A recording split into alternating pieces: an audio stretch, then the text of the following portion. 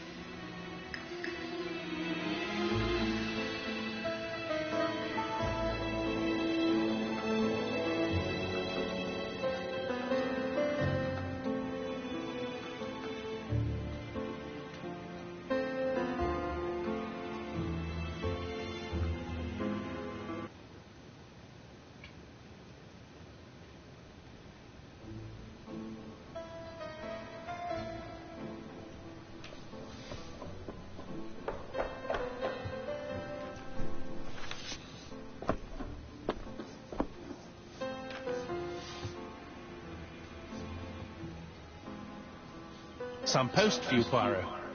Mr. Hercule Poirot, you fancy yourself, don't you, at solving mysteries that are too difficult for our poor thick-head British police? Let us see, Mr. Clever Poirot, just how clever you can be. Perhaps you'll find this nut too hard to crack. Look out for handover on the 21st of the month. Yours extra, A, B, C. Oh, it's some sort of joke. Maybe. But please remind me to inform Chief Inspector Japp.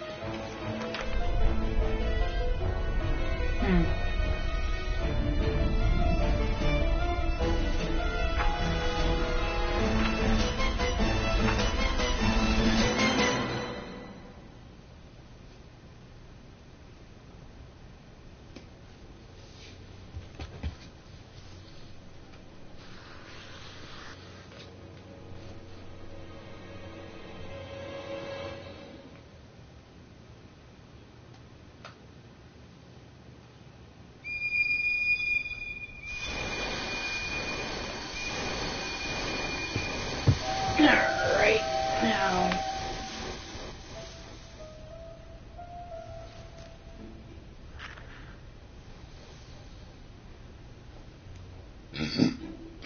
Pardon moi.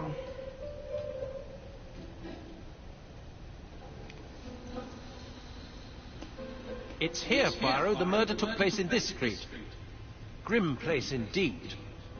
Tout à fait, Christine. The streets of Andover are in a terrible state. Look, there's Chief Inspector Japp. He's talking with a policeman. Let us try not to get our shoes wet.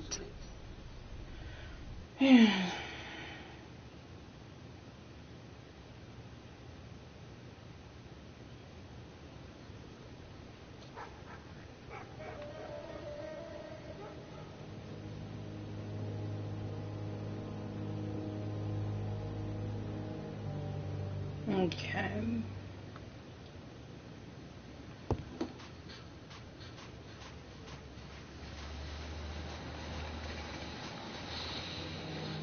Don't dilly-dally, Poirot. Japp will be waiting for us. Yes, right, of course. Dash! A puddle. How clumsy. Yeah. My bad. Over here, it's Hastings and Poirot. You missed the 9 o'clock train? We took the 10:30. Luckily, the service is good to Andover. So, Chief Inspector, what do we have? The victim is called Alice Asher. She owned this tobacco shop. She was killed yesterday with a blow to the back of the head. At what time? Let me just check.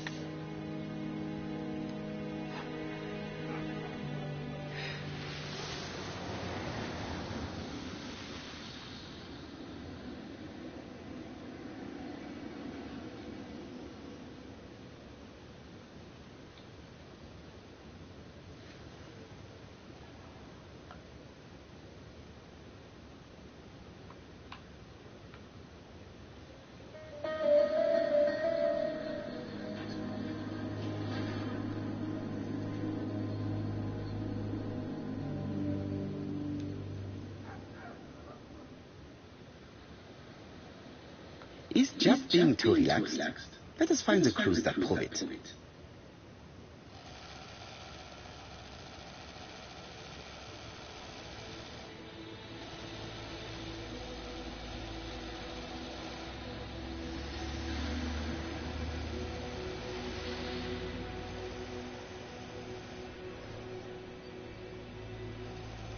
Indeed, Poirot. We were used to seeing you judge people with more discretion.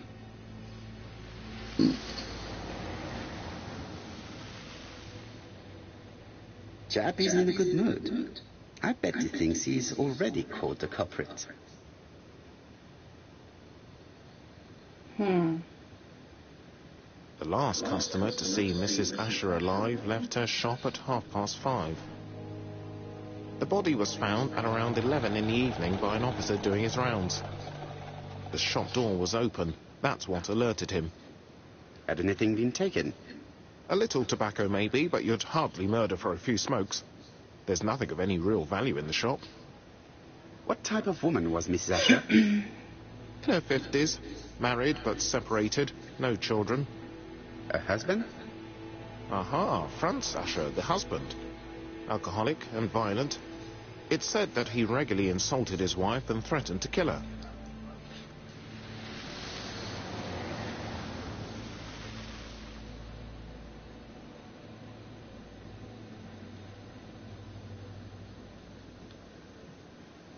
Do you think he's guilty? We'll look for Franz Asher. If he doesn't have an alibi, the case is closed. A very unoriginal murder. Peut-être. May I examine the crime scene? Of course, old chap. I'll be with you in a minute, Poirot.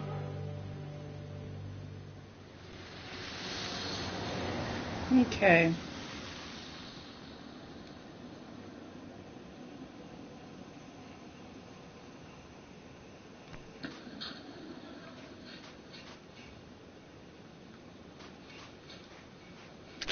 Dash! A puddle.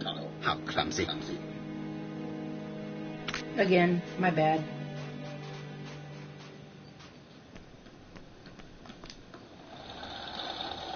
This place is run down.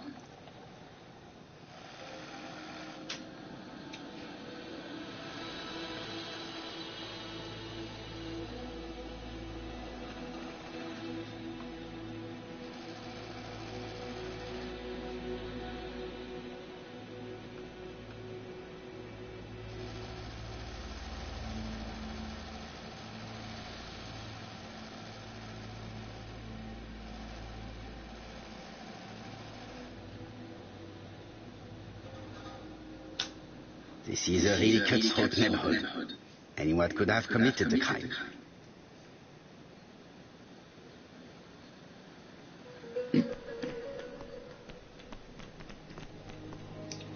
Okay, now let's see. This time, let's try to avoid puddles. Now to take a little look inside.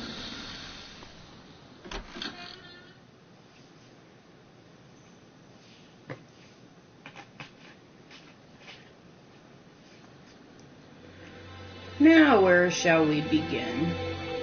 Let's try observing the body first.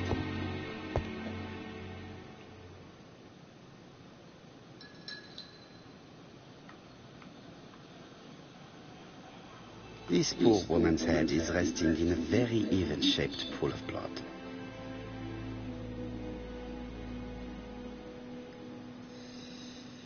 She has a packet of placed cigarette next to her hand. Did she drop it when she fell?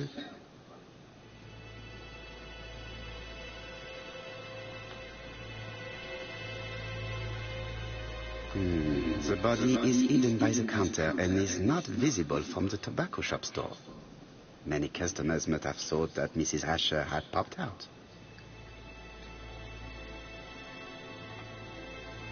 I can't see any other mark on the floor.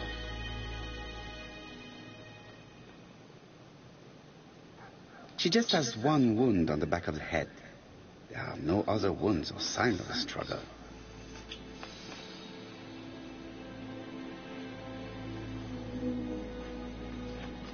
Okay.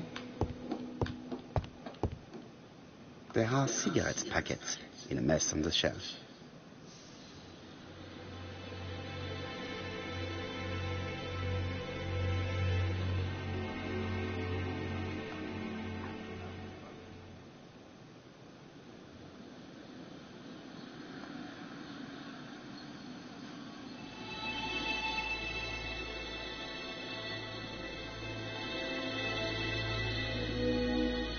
It's not just any railway guide. It's an ABC.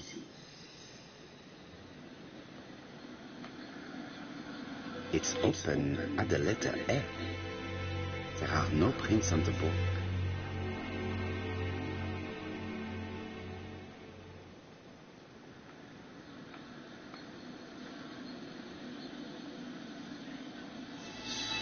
Red liquid is oozing out. Is it blood?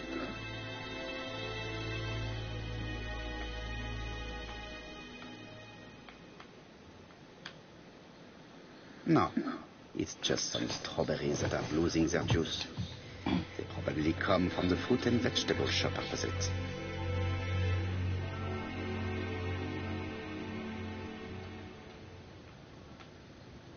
The counter is covered with fingerprints all on top of one another.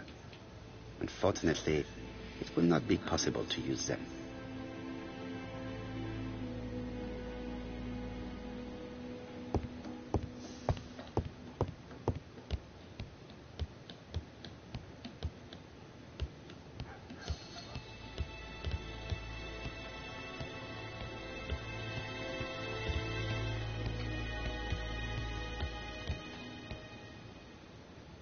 The place is unusually tidy for a crime scene.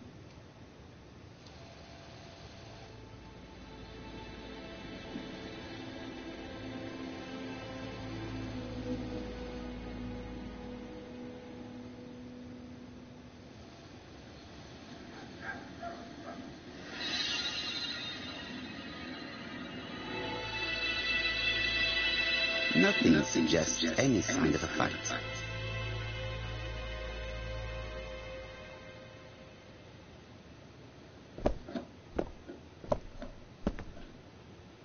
So, Poirot, any news? So, an ABC guide with no fingerprints, but prints all over the counter.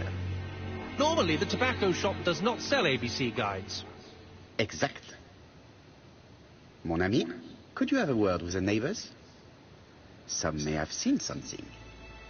Of course, my friend, I'll do it straight away.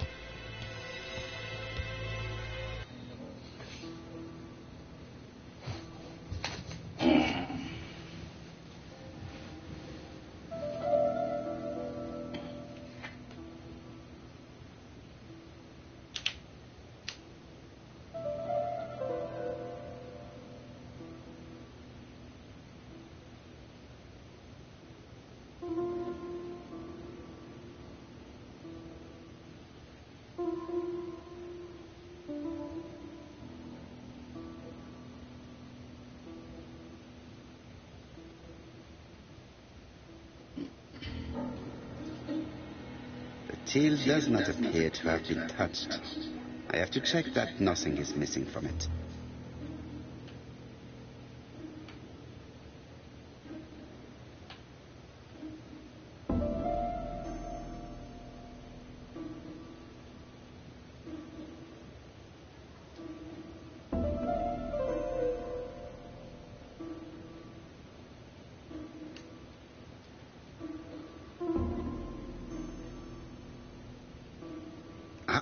A mechanism has just made a fan click.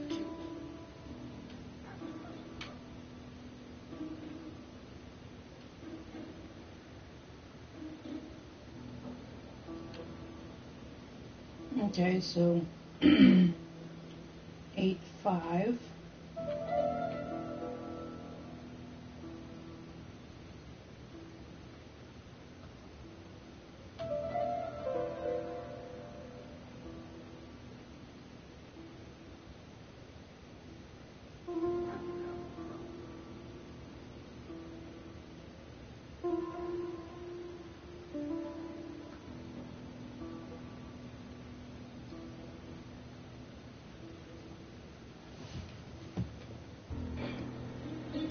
It would be best to examine the rest of the till. It is blocked by something.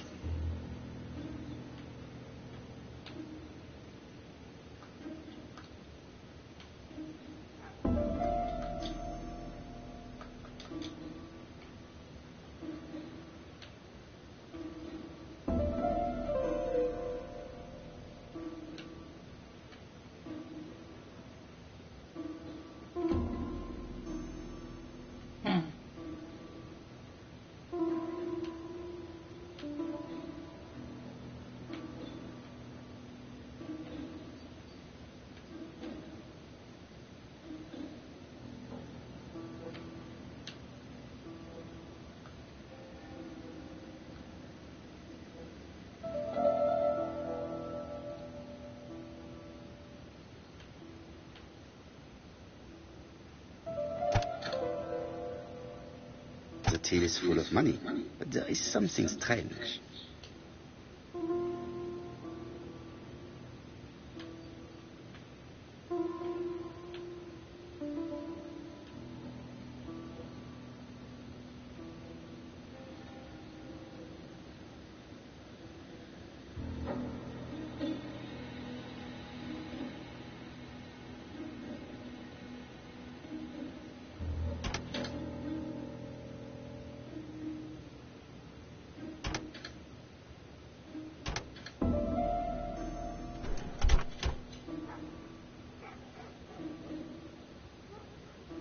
This must be the key to the back of the shop.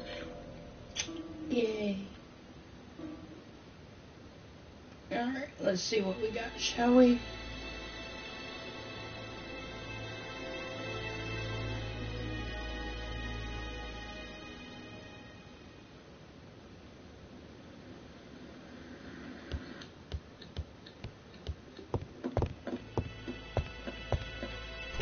The door is locked.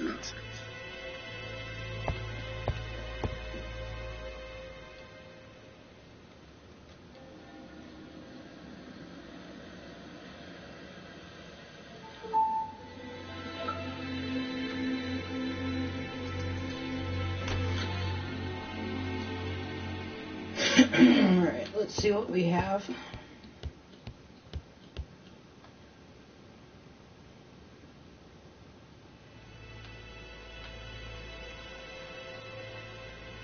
Blood. Did Alice Asher suffer from nosebleeds?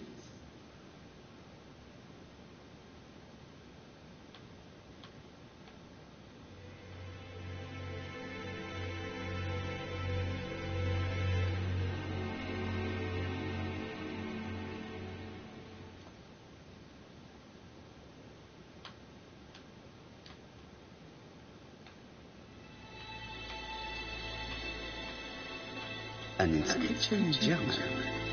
Souvenir of our honeymoon in the Black Forest. To my Alice forever, Franz Asher.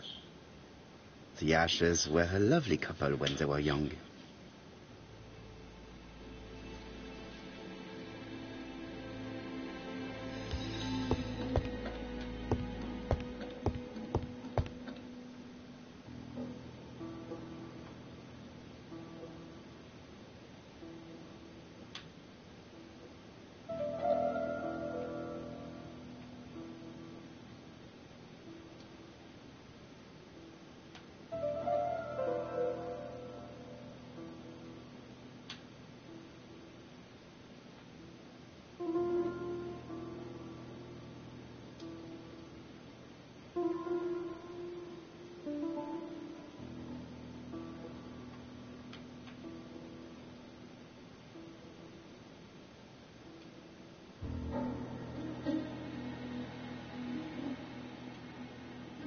These drawings appear to be attached to the chest of drawers.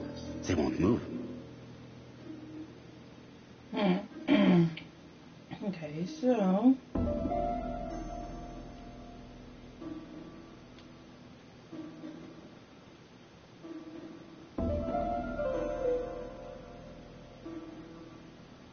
It is blocked by something.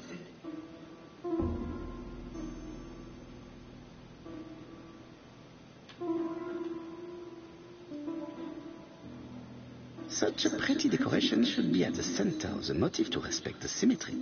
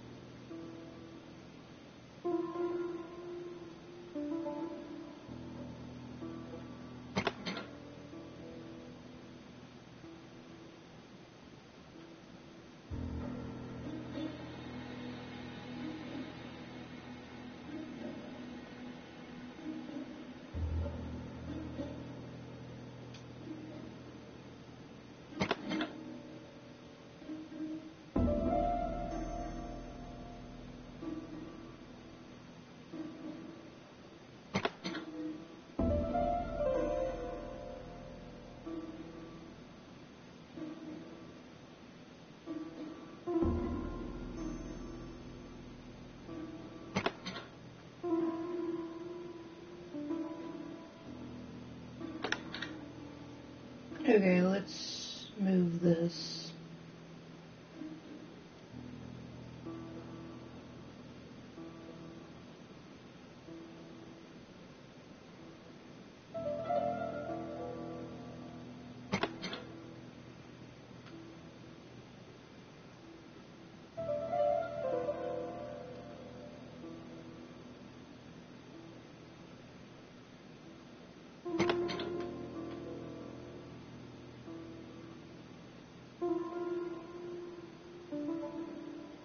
Still doesn't. Okay, let's see.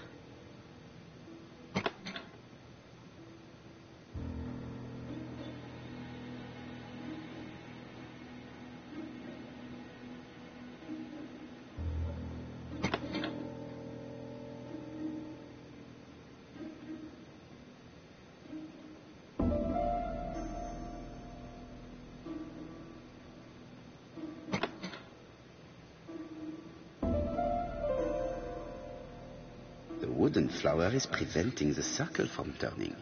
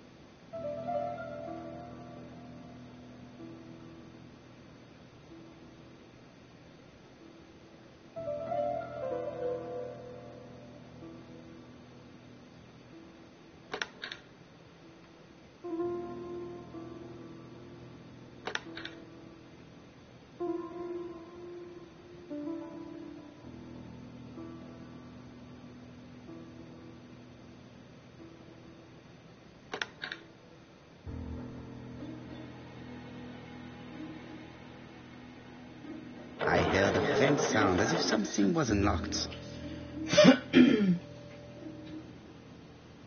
Very good.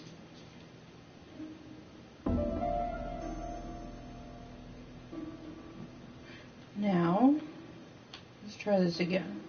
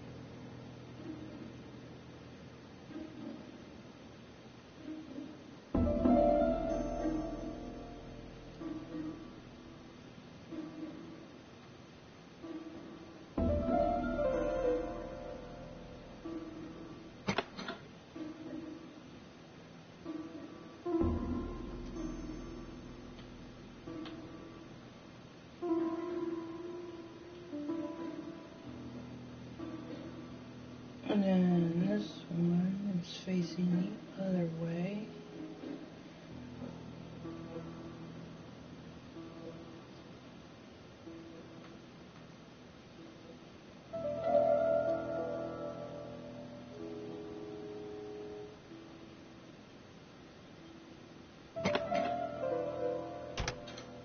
Okay.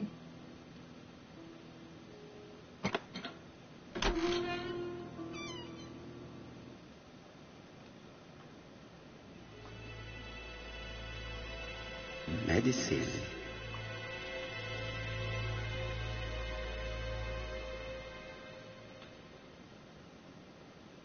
Laudanum-based cough medicine, Mrs. Asher, and Dover Morley Laboratory, London. It's strange to find such an elaborate medicine from a leading London laboratory in the home of such a modest woman.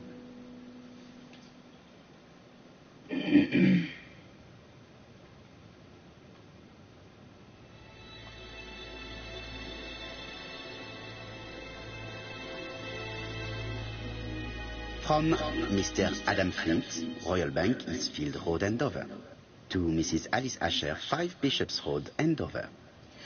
Dear Mrs. Asher, further to your request of 12 February 1935, I have informed my superiors of your wish to apply for a loan to acquire the lease of the shop you rent from Mr. Fairfax.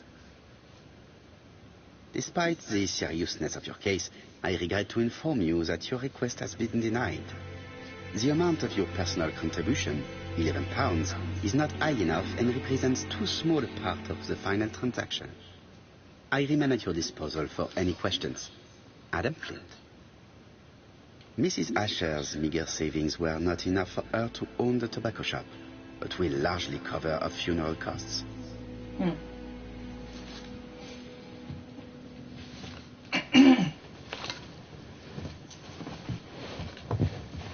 Alright, let me see what else do we have.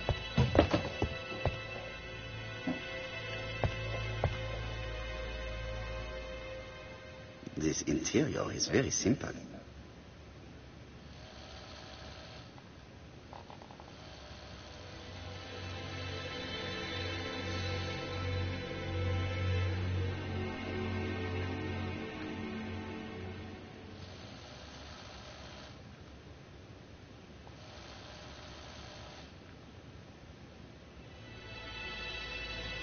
Mrs. Asher lived very simply.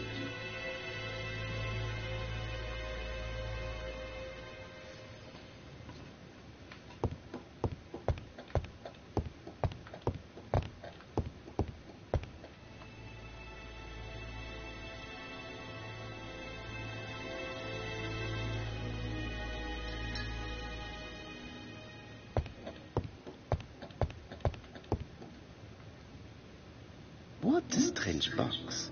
It looks like you have to slide the slats of wood to open it. Alright, let's see what we got here.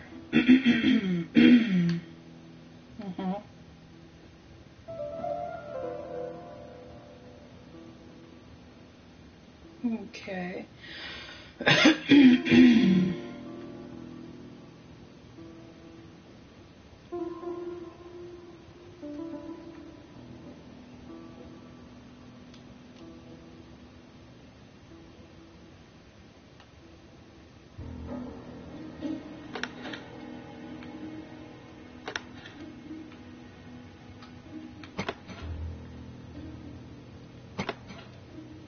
Aha.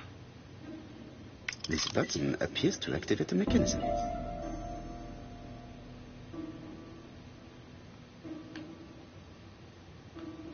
Now, let's see what else we got here, shall we?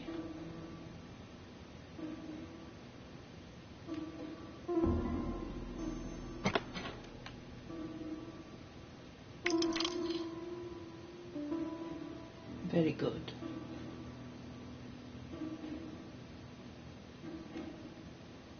It is blocked.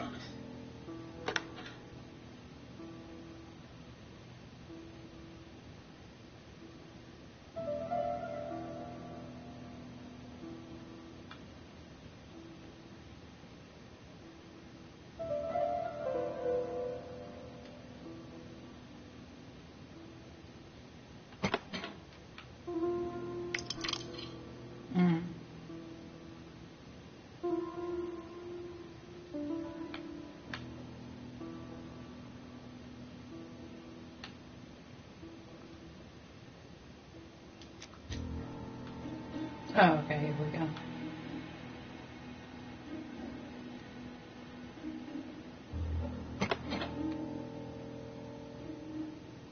That should do it.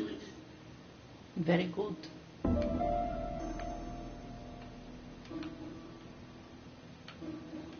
Oh, okay, it goes this way.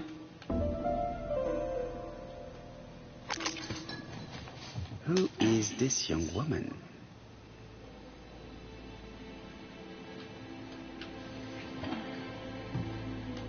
To my dear Aunt Alice, Mary Drower.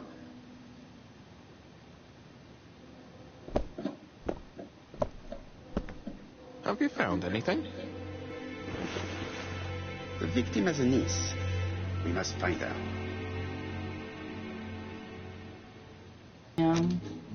Yeah. Okay, so, no objects, values, blah, blah, blah.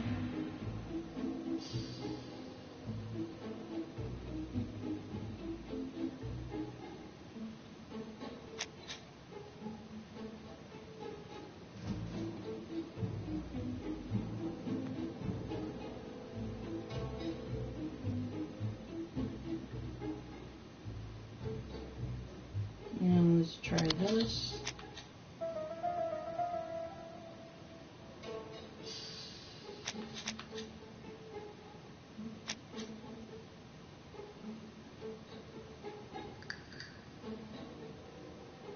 Yeah, let's go. Wait, what?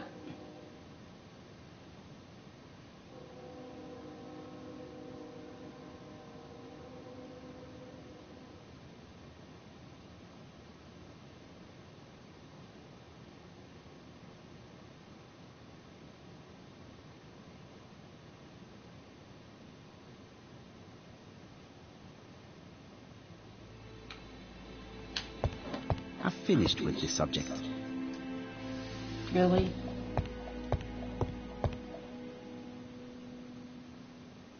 Okay. What's this do? Really?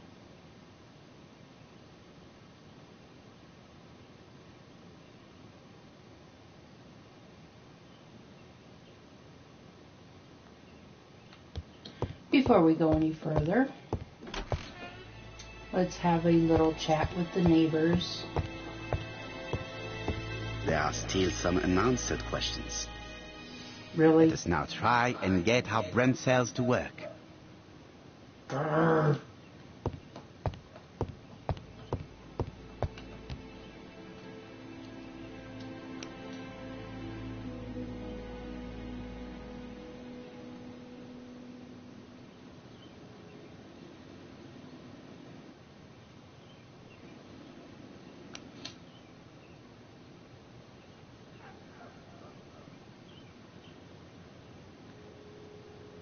Okay, how do I do that thingy again?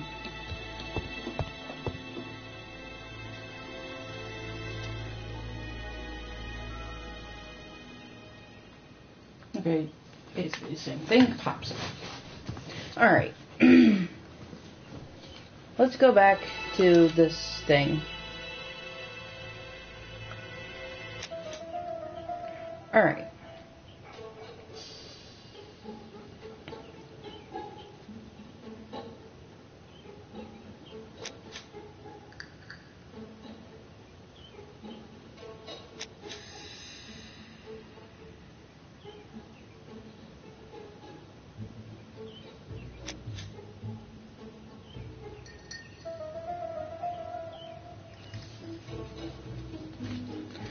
Okay.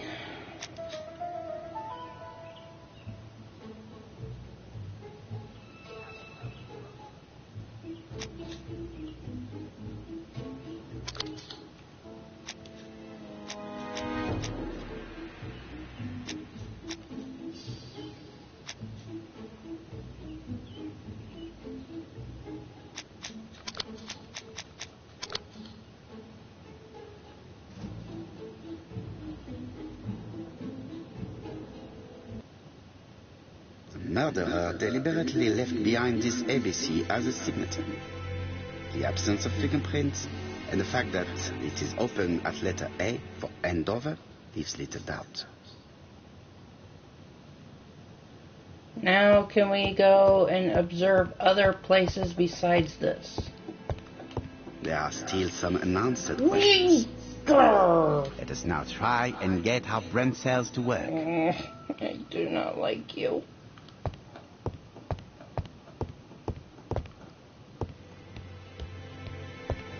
Okay.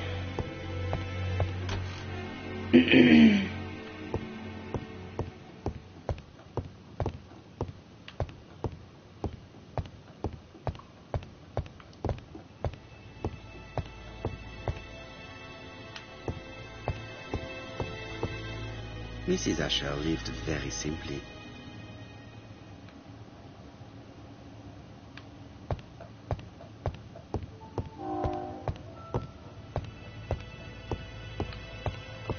I've finished with this subject.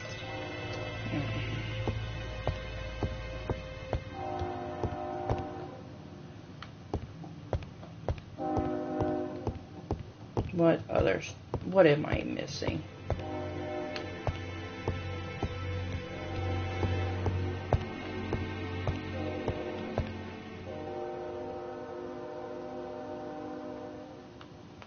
Okay, we've already stated the obvious.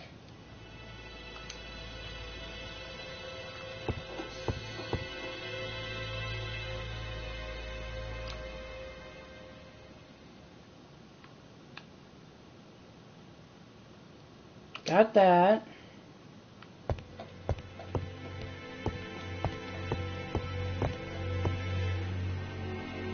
I don't think there's anything left in here that I can hold the phone.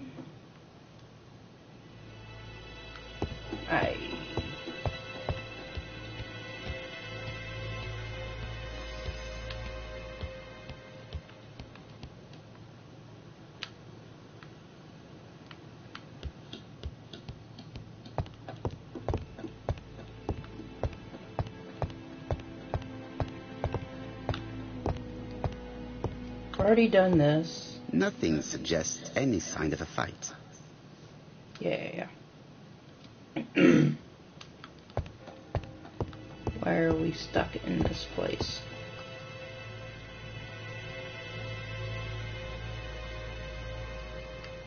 We already got 5 out of 5 out of this. So I don't see why we should have to bother with it. Oh, God.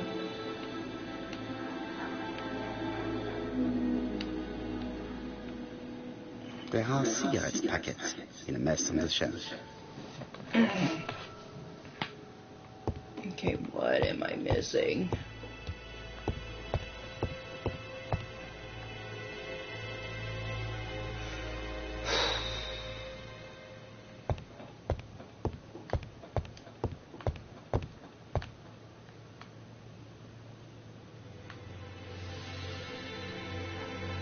There are still some unanswered questions. Let us now Then- try and get our brain cells to work. And how do you plan on doing that exactly?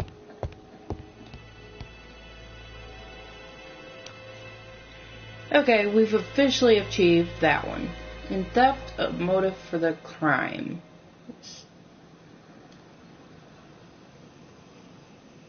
Was Mrs. Oh, I guess we have to do these. Okay, so now I just need to figure out. No other marks on the floor.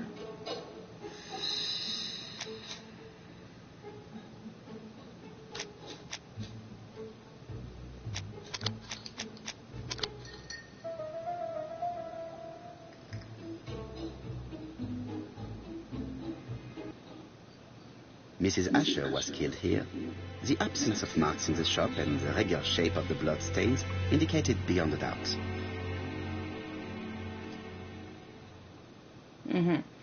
Now, is theft the motive for the crime?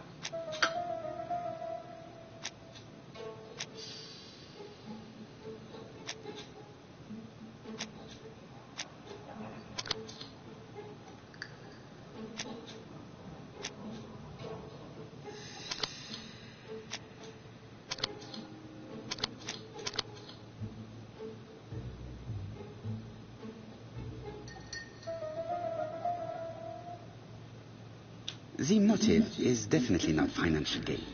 There is no sign of a struggle, and the till has not been forced or emptied. I think I've looked everywhere here. Let us see if I can find any more information in the shop's surroundings. Thank you. About freaking time.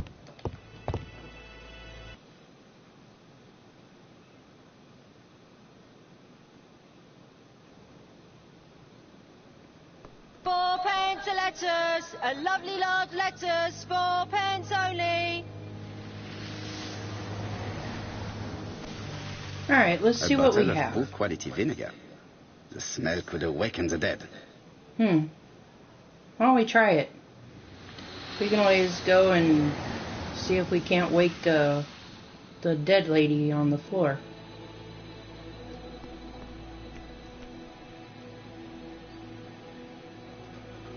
Let's observe first. This woman appears to be a smoker. Good observation.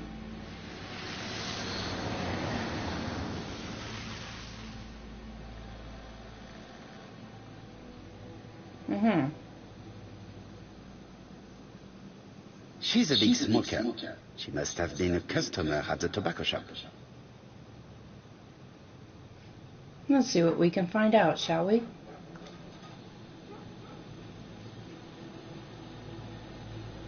Ask the price of lettuce. Ask what her relationship was with the victim. Say that the strawberries are not fresh. Did you know Alice Asher well? And for starters, who are you? I'm Hercule Poirot, the detective. You're foreign, that's for sure, with your accent and your odd way about you. And you're here about Alice's murder, I suppose. Well, I've nothing to say to you. Did you speak to the victim yesterday? Who said No, anything I about never murder? saw her. Okay.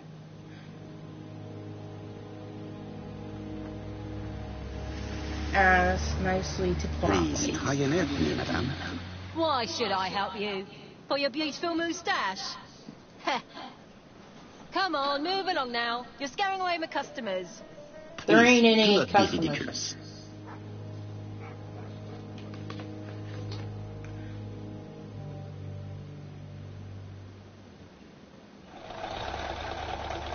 I know that you went to the tobacco shop yesterday. Well,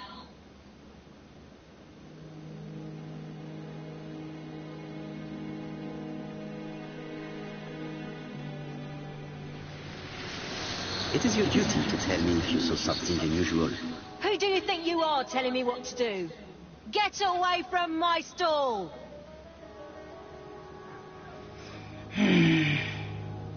really don't like her.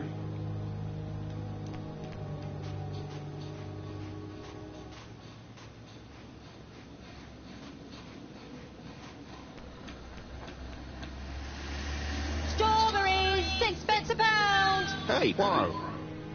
Is the greengrocer causing trouble? I'll sort her out. No, please, leave her, Chief Inspector. I'll get her to talk later. I found the victim's niece. She's waiting for you in the back of the shop. Thank you, mon ami. I'll question her.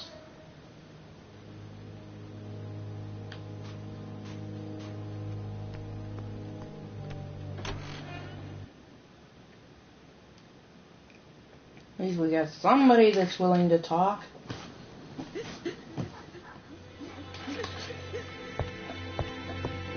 Jap had the body removed out of respect for the victim's niece.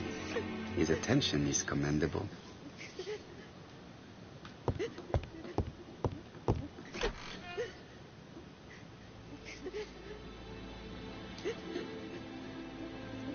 Ils arrivent sincere.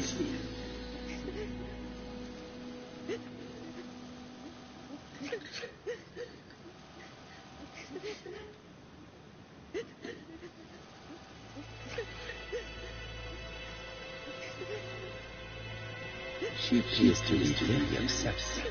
She's dressed in mourning. She looks fragile.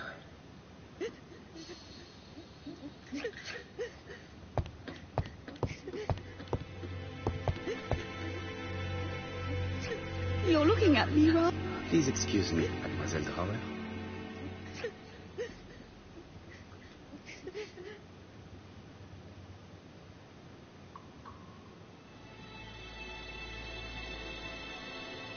You were very fond of your aunt, am I right?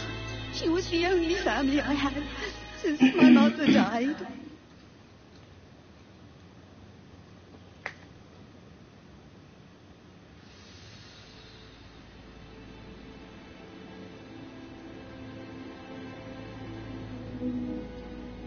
Your aunt did not have any children, is that correct? No. She was separated from her husband. What do you think about Franz Asher, your aunt's husband? He never left her alone. Poor aunt. She used to drop by all the time and make a scene.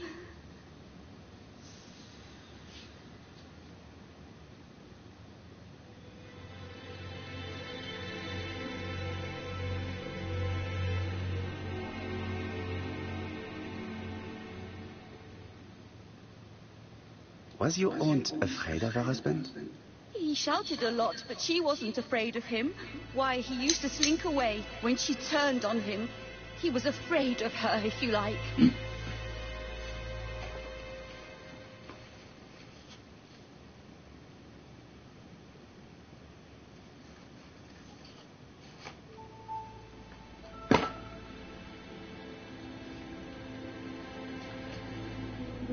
Did your aunt enjoy good health? She had a bad throat, but she was well cared for by a doctor in London. Does Franz Asher work? All he's done for years is drink and gamble, but he used to be a very good cabinet maker. What does he live on? My aunt used to give him 5 shillings a week.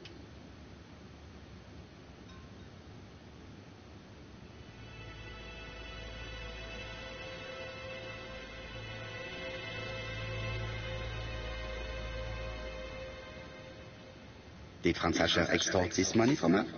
No, no. She didn't let him intimidate her. She gave the money quite willingly. He was her husband. She couldn't leave him with nothing. I understand. You have been of great assistance, mademoiselle.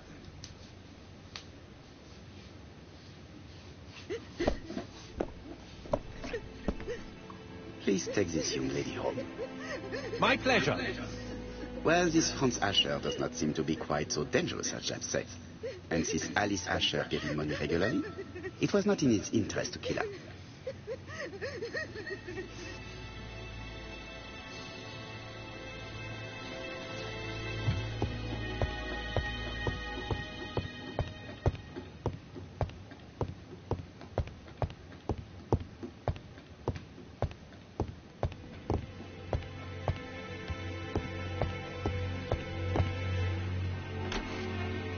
Okay. Let me guess, this would be the husband. We have to wait for him to sleep it off. He's all yours, Poirot. There are a few things I need to check. There must be some way of sobering him up. I wonder what his wife used to do. He must have scared the customers away.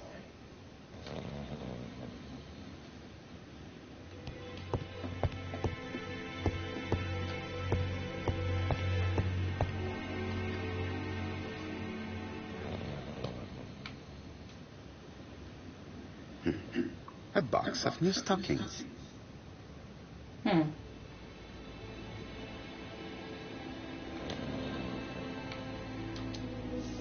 It's Alice Asher's notebook.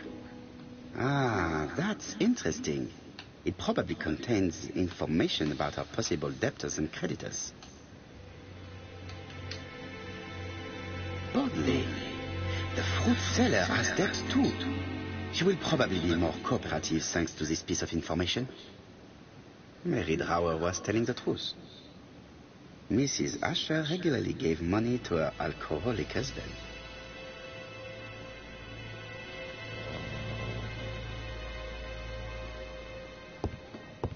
That doesn't help none.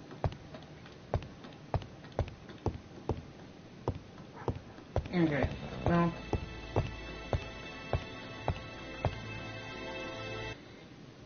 Well, let's try the bottle of whatever it was.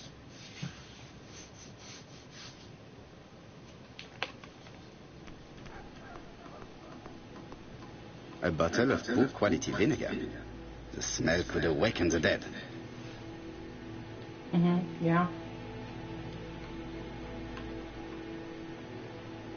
No, for fuck's sake.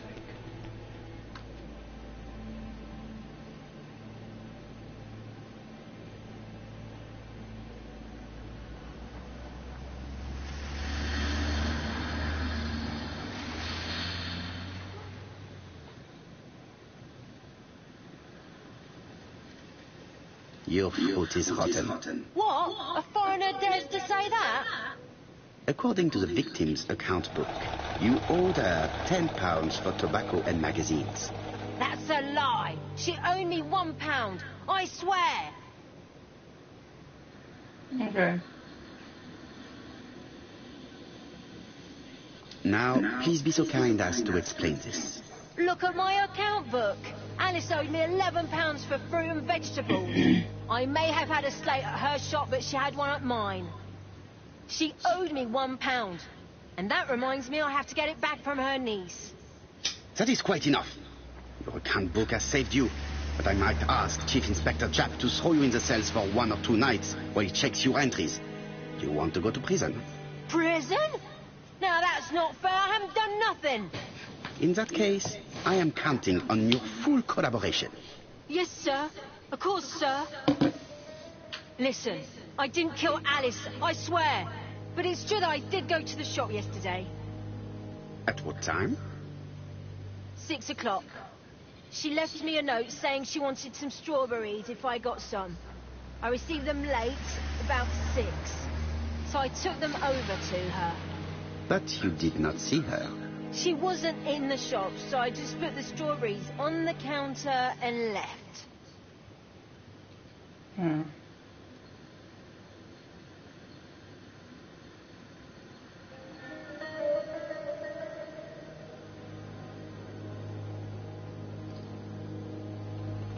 Did you see anything unusual from the shop?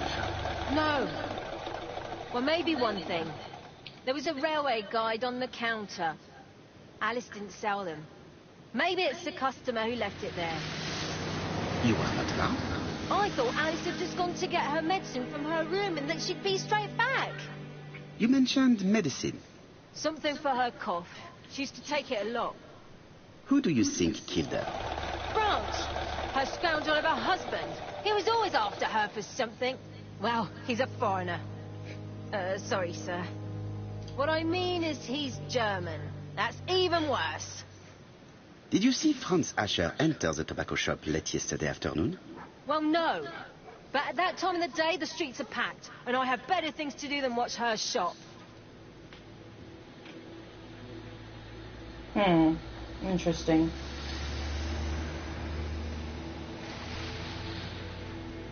I'll just borrow your bottle a moment. Take it. It's what Alice used to sober up her husband. But try not to empty the bottle. I'll try very hard to contain. Let us now try and get our brain cells to work. Yeah, that's right. Love it. What the... Okay. Alright, so...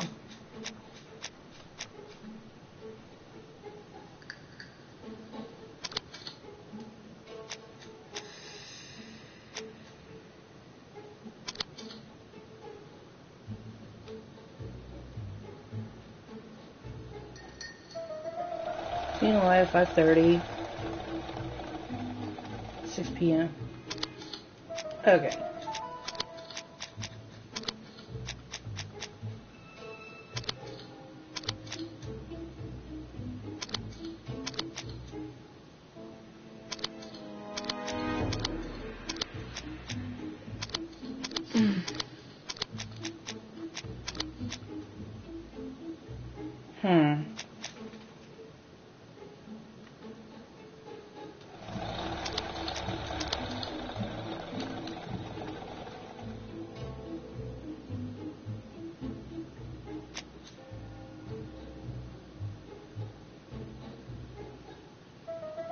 Alright, so...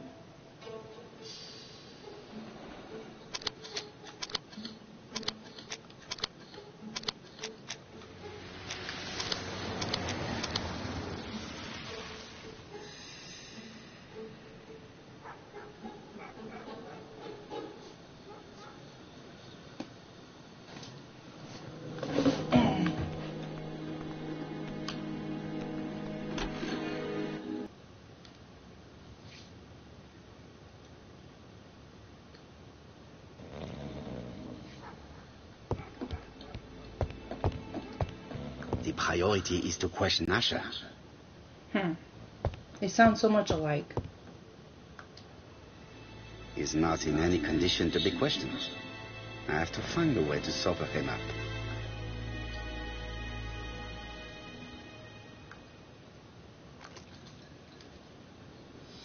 Right. I forgot.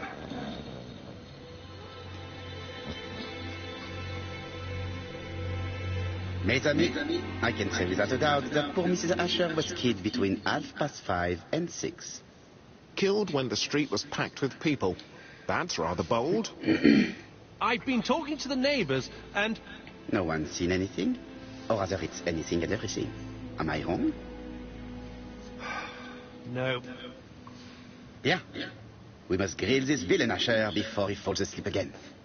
So it could have been between 5:30, 5:45. Somewhere around there.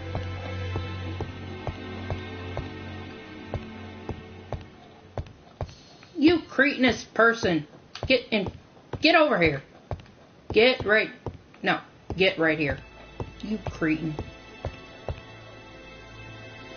This man is in rather a bad state.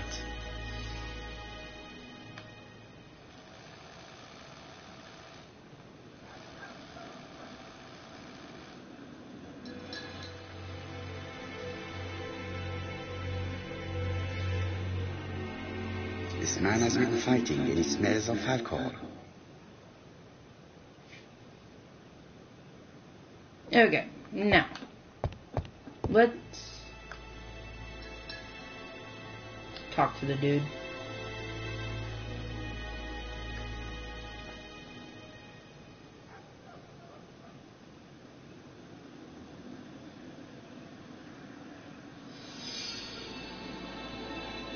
What were you doing yesterday at the time of the crime? Can't recall.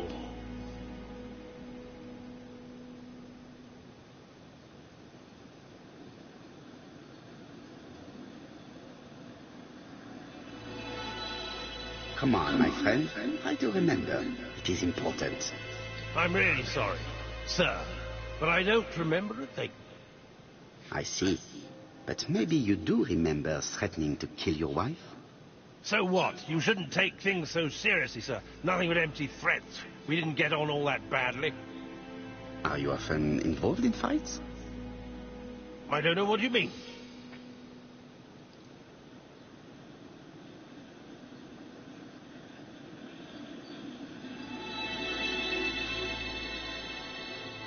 Asher, look me in the eye and tell me that you were in a fight. I'm looking.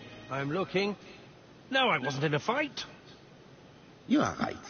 Looking at the state of you, you did not defend yourself. So someone gave you a good beating. A beating? No way. All right, he tore my coat and gave me a black eye. You see the state of him? Very interesting. Who is the other that you struck? Probably best if I tell you everything. Yesterday afternoon, I met Roderick Tanner. We'd bet on a dog fight together. Really? An illegal bet, naturally. Yes, sir. Our dog won. Roderick got the money, but he refused to give me my share. And you fought about it. What time was this? In the evening, about 6, I think. We were on the other side of town. You see, I couldn't have killed my wife. Yeah, but how does he even know what time she was and killed? get our brain cells to work.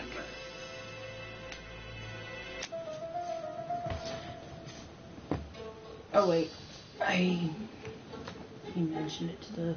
Okay, never mind. Okay, so, what was Miss Archer doing when she was killed?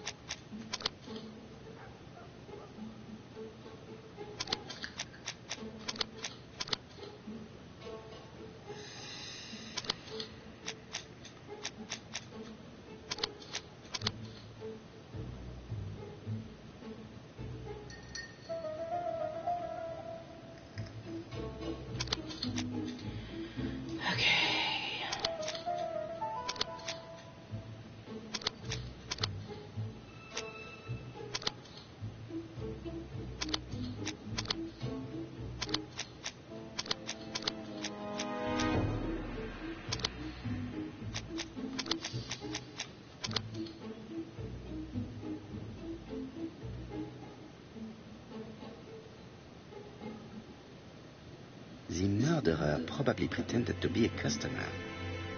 He hit the shopkeeper from behind as she turned around to serve him. Asher's alibi appears to be confirmed. All the same, I'm going to call and check that he did have a fight with this Tanner on the afternoon of the murder. You can never trust this sort of chap. One thing is certain, Asher was a ruffian who used to beat his wife. But he is not very educated. It certainly was not him who wrote the letter signed ABC. Let's resume, Hastings. We know the murderer pretended to be a customer. He did not kill her for money, that appears to be certain. I agree with you on that point. And the murderer left an ABC guide as a signature. Therefore, it's likely he wrote the letter. Indeed, but that doesn't explain why and how he did it. You are quite right. Why he did it is a mystery. But as for how he did it, we do know enough to try and reconstruct the events. Okay.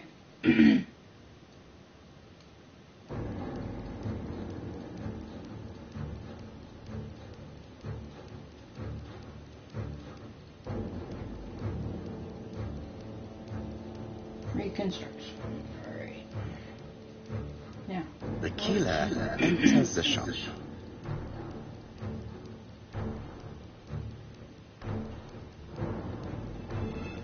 Mrs. Asher turns around to greet a customer.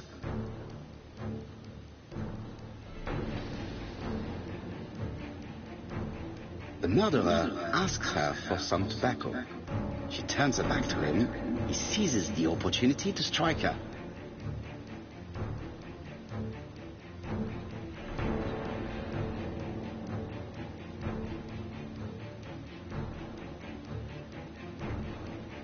He then places the ABC on the counter before leaving. Oh, wait, no.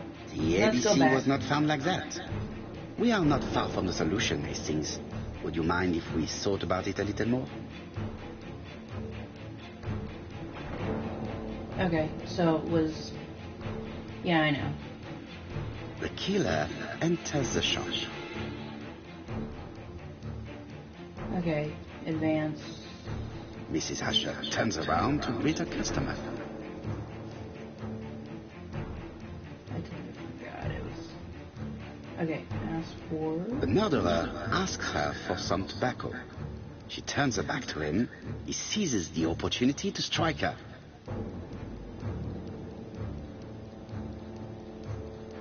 He then places the ABC upside down before leaving.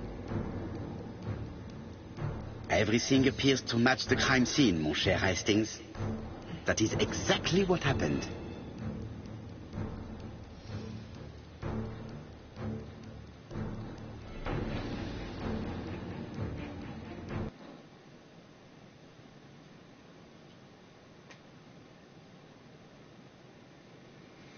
Okay.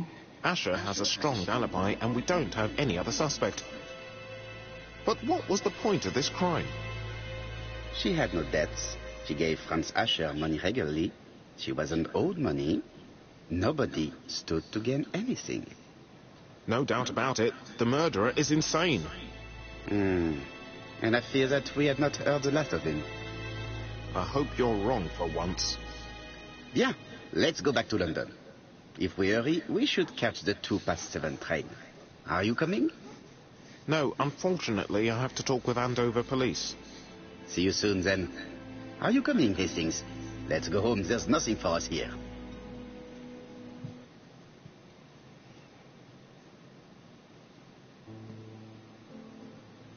Well, do you have any idea about the killer's identity?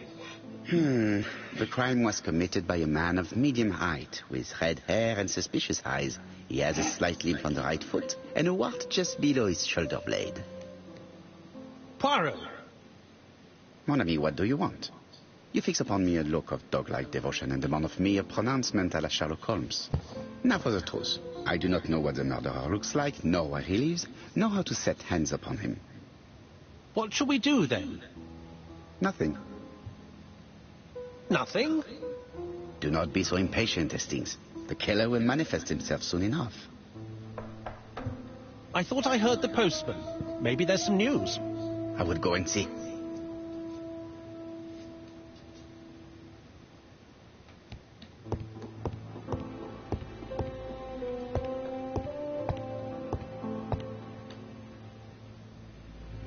Ah, some cool air.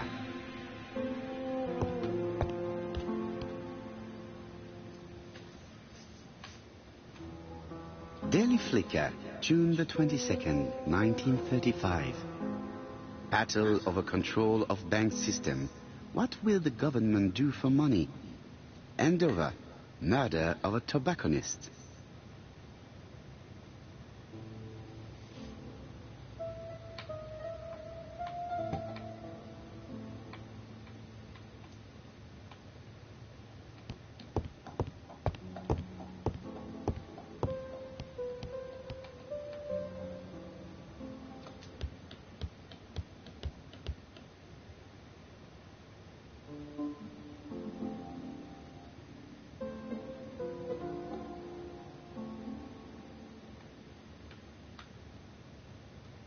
Andover, Hampshire, population 31,200 inhabitants.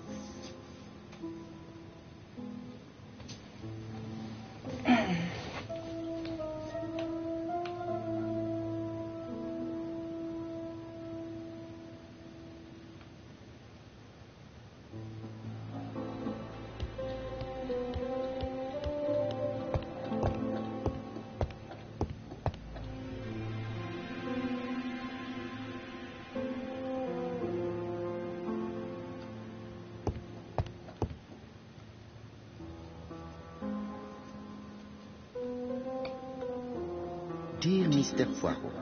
Well, what do you think? I believe that I won this round. The end of our affair went like clockwork, don't you feel? But the fun has only just started. I would like to draw your attention to Bexhill-on-Sea on the 25th of this month. We're having a crazy time. Best wishes, ABC.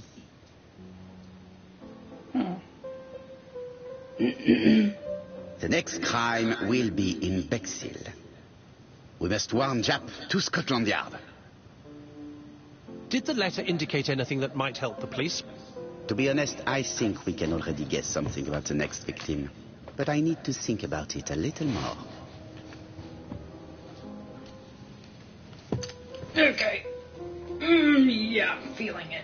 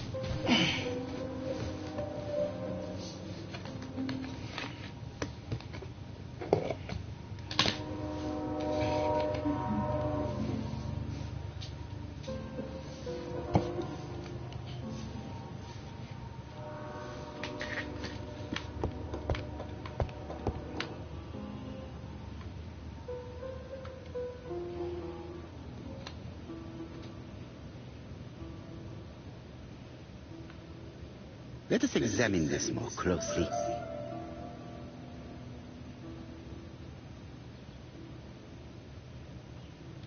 Certain characters in the two letters may have similar defects.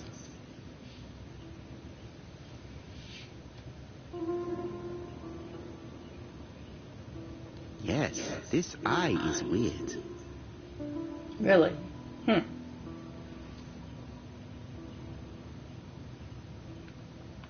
Okay, let's see what else we've got.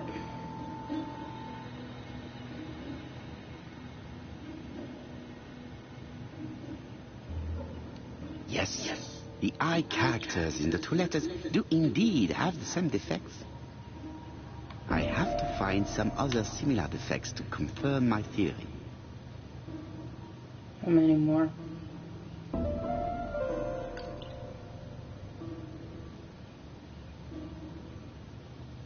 Okay, let me see.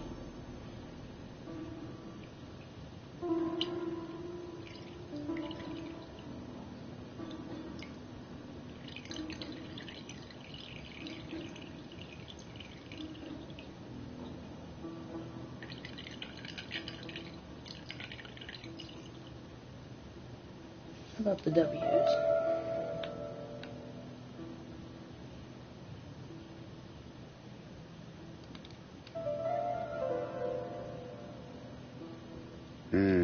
The W is not printed properly.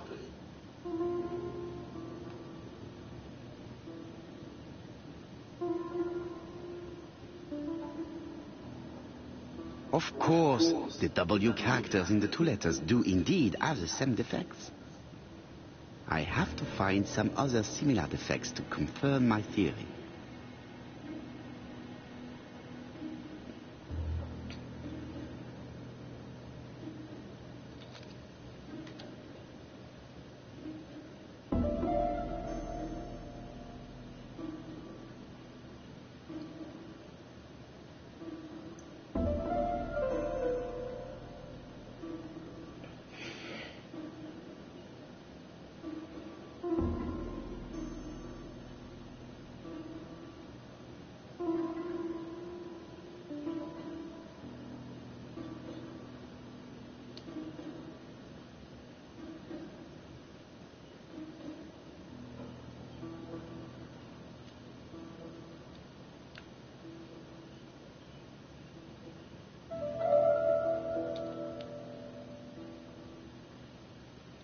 Yes, the A appears to be quite unusual.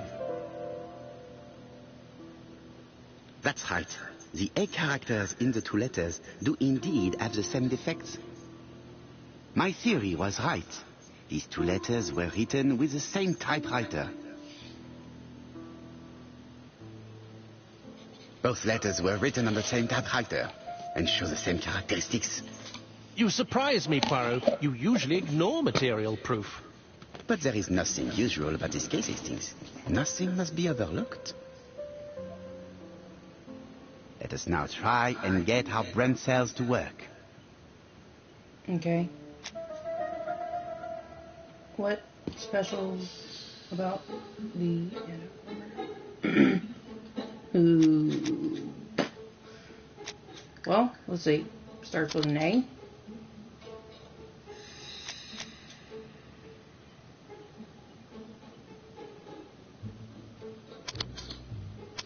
No?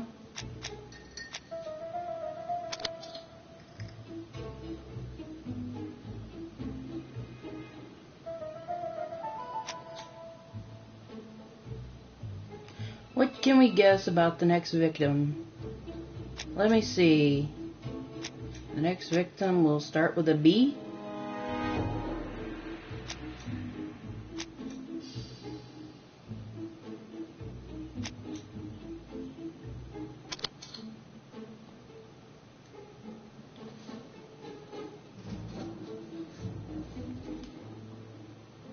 So, Poirot, have you found Are we something? gonna go through the Oui, I freaking believe so. alphabet? But I am afraid it is not enough to stop the murderer.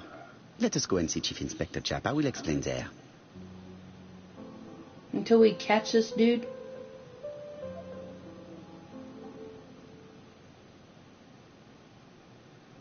No objective. Leave. Okay.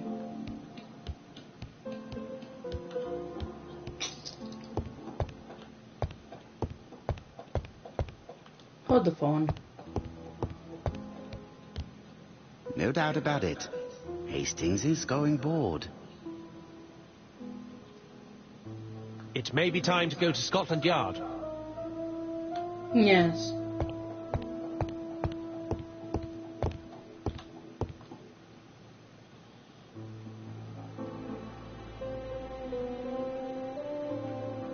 Alright.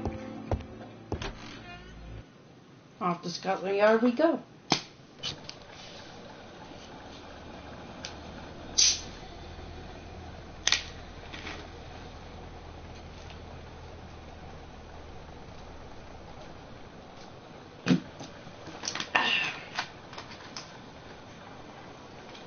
I forgot if we walk there or we take the this contraption. To Scotland Yard, please. Okay, we're taking this contraption.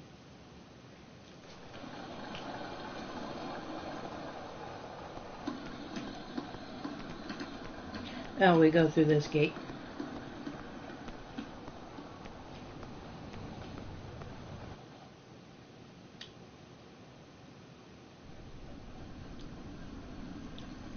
Like all hunters, Hastings has always been fascinated by weapons. Fascinating.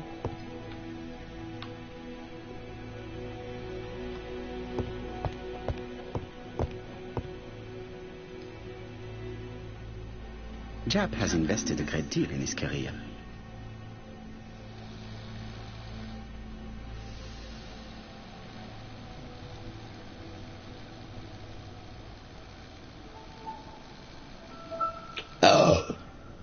Pardon-moi.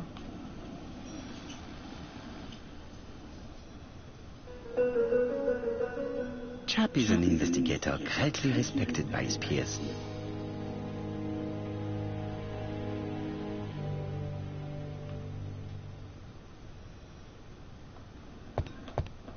Japp's interview room. Many cases have been solved in this little office.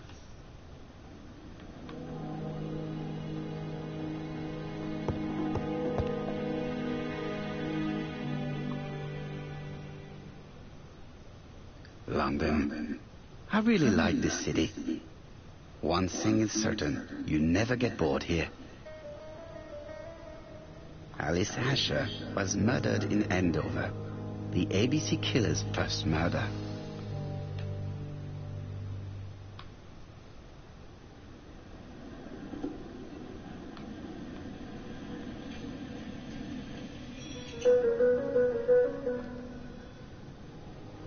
Jack appears to be snowed under.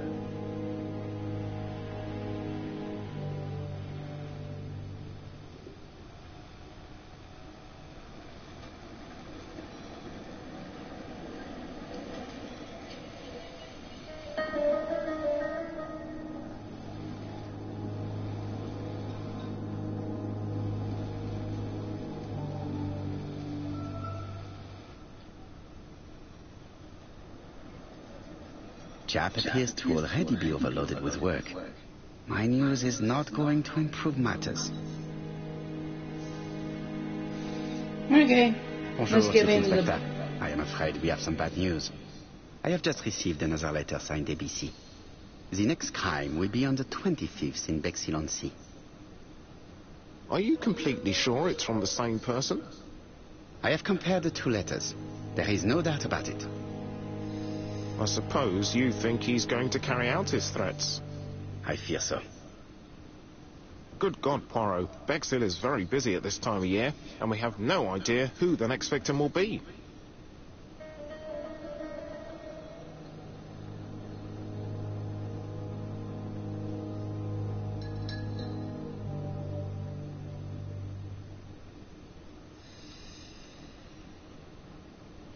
I suspect that the name of the second victim will start with B. What on earth makes you think such a thing? He's the I thought about ABC it killer. when I saw the name Asher clearly written over the shop door of the unfortunate woman I mean, who was it's murdered totally in Andover obvious. last month. When I received the letter mentioning Bexhill, I deduced that the victim, like the town, might have been chosen by alphabetical order. So, it's an alphabet fiend. I'm going to have a list drawn up of all the people whose name starts with B. I hope there aren't too many of them. Bien, we should leave you to work, Chief Inspector. You have a few days to prepare yourself. Thank you for coming, my friends.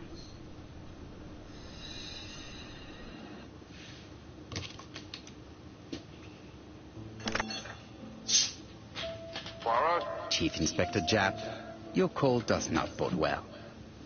Indeed, we have just found the body of a young woman on the beach in Bexhill.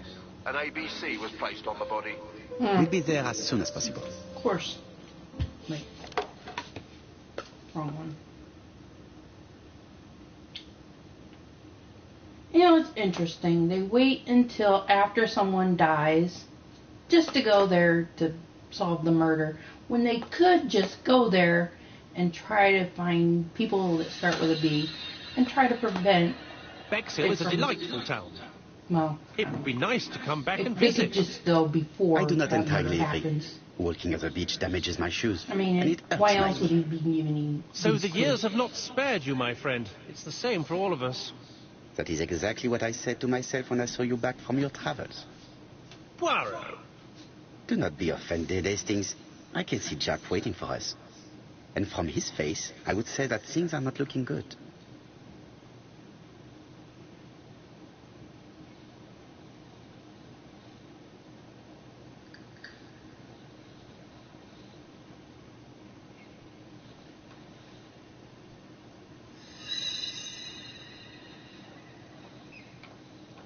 Okay.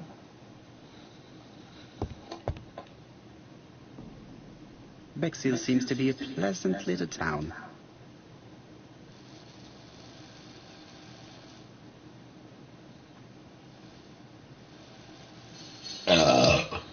Probably more.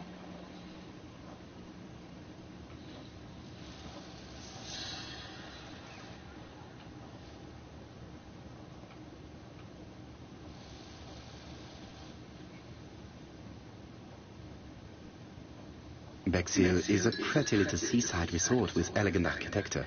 Although, personally, I prefer more modern buildings.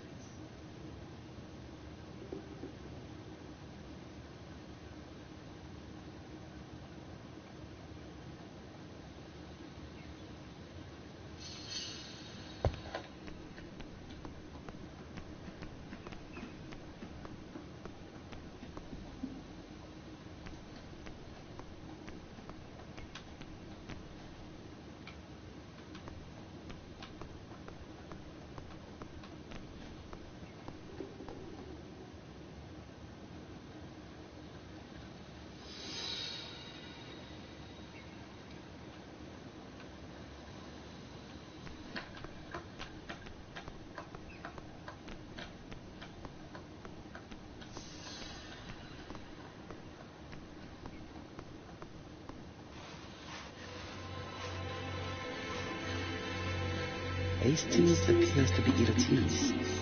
He appeared to be relatively indifferent to Mrs. Asher's murder, but a young woman's murder seems to be troubling him greatly.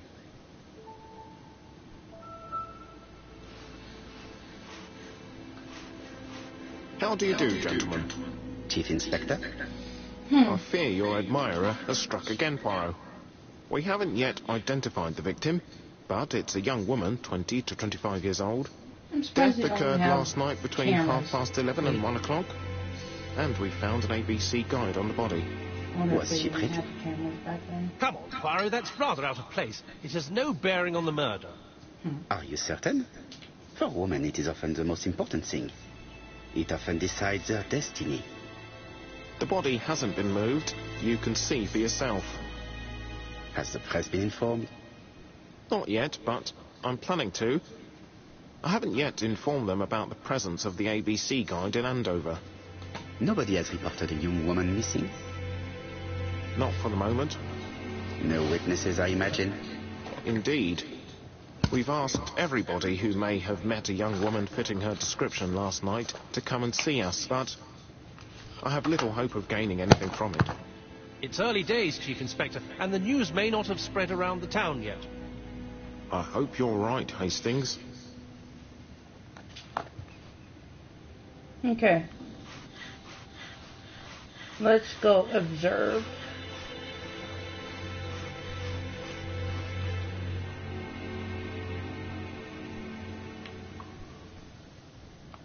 This key is too small to be one for a house.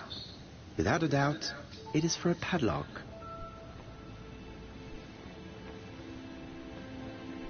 A braided seat belt. It may have belonged to the victim.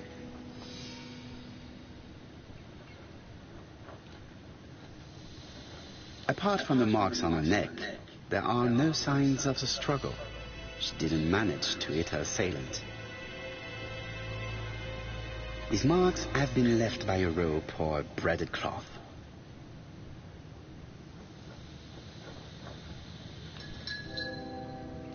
The young woman wasn't wearing shoes or a coat, and was not carrying a bag. That's strange. Either the murderer stole her belongings, or she put them somewhere safe. Maybe so that she could bath.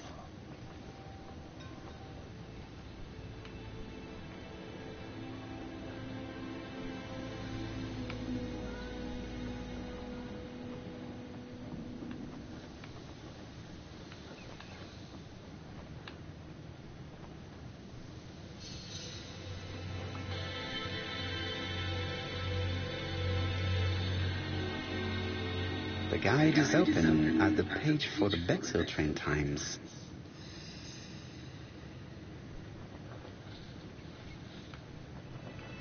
Okay. Now to figure out where... Wait. She was a great beauty. Strange that chap didn't notice it. Let us now try and get our brain cells to work. Really? Okay. How was the victim killed?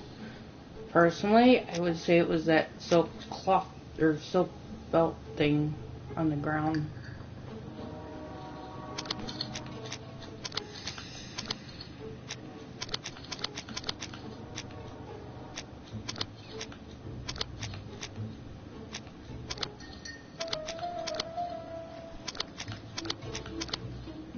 Okay, let me see.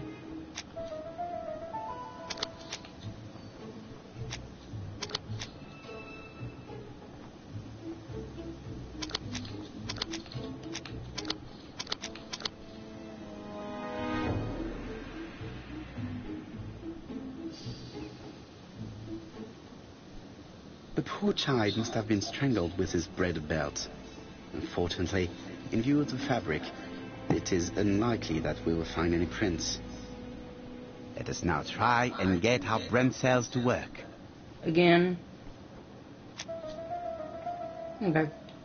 What are the common points between the Andover murder and the one in Bexhill? Well, one, I would say the letter. Two, the book. Wait.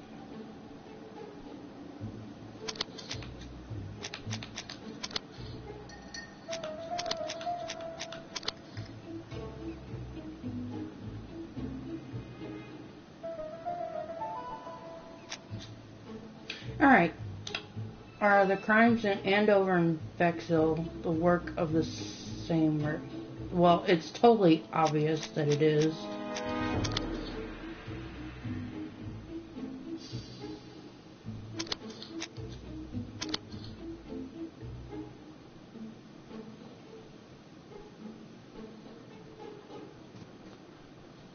The medical officer should confirm that the victim was strangled with her own belt. That's what I thought. She shows the usual signs of strangulation. With a little luck, we'll find prints this time. You are too optimistic, Hastings. Not Our if the killer is far too person's wearing meticulous for that. gloves. I mean, only someone who's intelligent would wear gloves. If they're gonna kill somebody and not get away with it.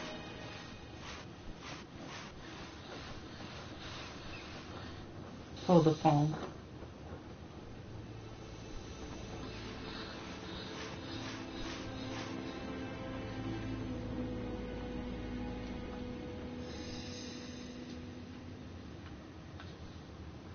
Okay, so it's got a 6 on it.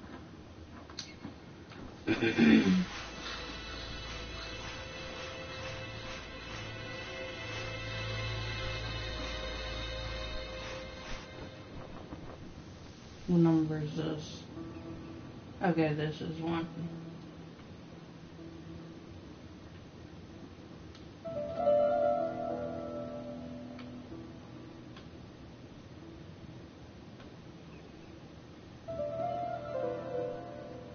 Seven, 1, 5.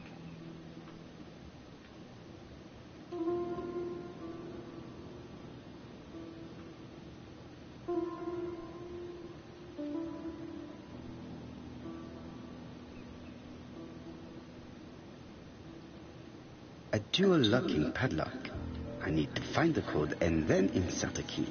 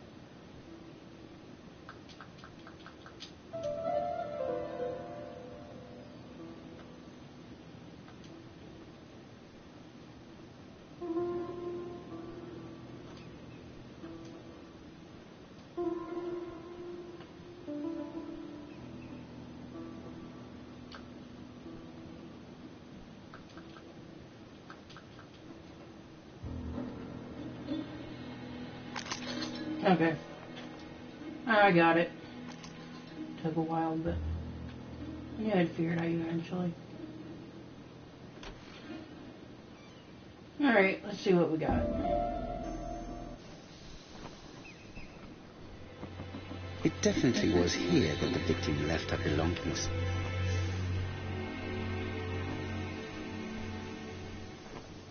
The purse is full. Yet again, we can dismiss theft as the motives for the murder. Here is the watch she must have removed to prevent it from getting wet. A top-brand lipstick. She liked to take care of her appearance.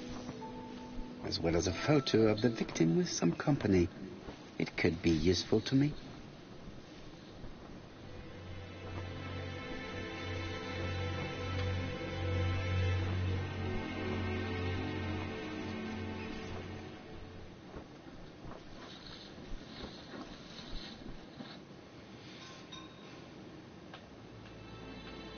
Betty's first day at work. Mom is very proud of you. Elizabeth Barnard, 7 August 1931. So, the young lady did have a name starting with B, and she worked as a ginger cat, an establishment that must be slightly further along the beach. I guess we know where to go next. Jap has gone to the police. The victim has been identified and her family had reported her disappearance. She was called? Elizabeth Barnard, mainly Betty. She worked as a ginger cat at the cafe slightly further along the beach. But Poirot, how on earth? Never mind. Do you have her address?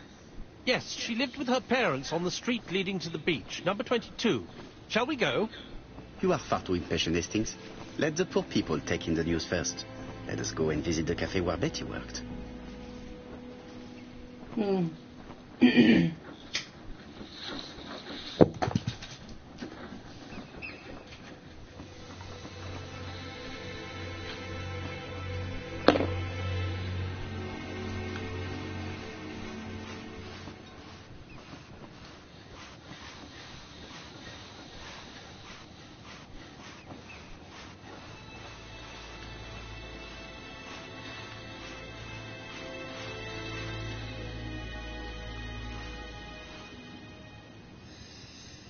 Could it be the same buildings as on the victim's photo?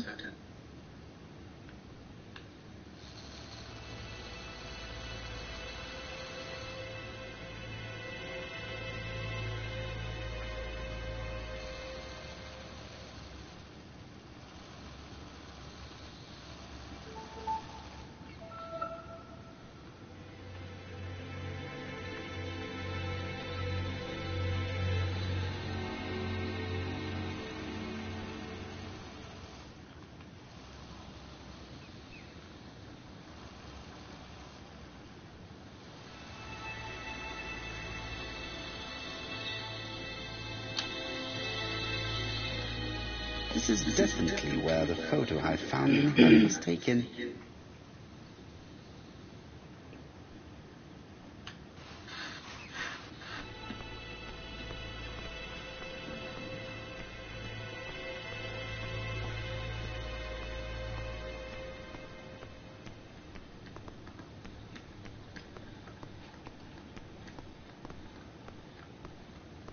Hastings appears to be ill at ease. He appeared to be relatively indifferent to Mrs. Asher's murder, but a young woman's murder seems to be troubling him greatly. I fear that this case is far from being solved. Come on, Poirot. You'll find the killer. Certes. But how many times will he kill before I do? With all these tourists, these shops must be thriving.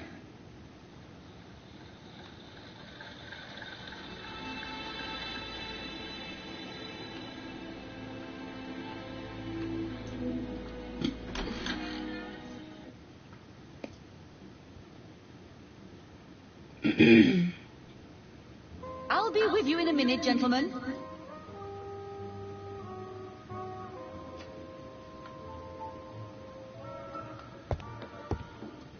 This is a well-laid table. Nothing is out of place, and above all, no creases.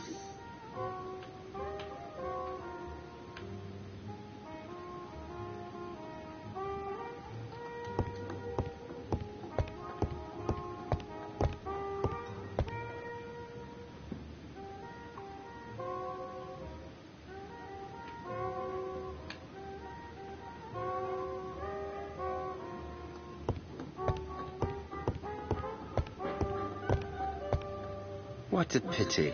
I don't have any change to make it work.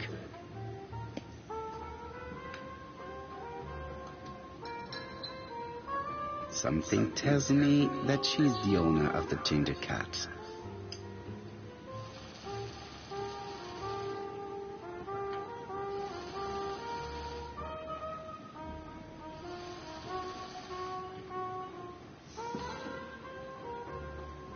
This woman must be the owner of the ginger cat. It looks like something is bothering her. How can I help you? A hot chocolate and a tea for my friend, please. I'll bring it straight away.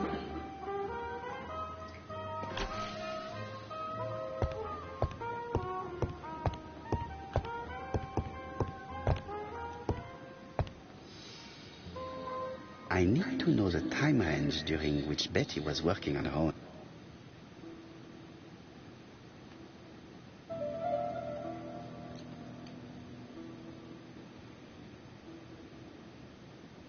11 a.m., 7:30 p.m.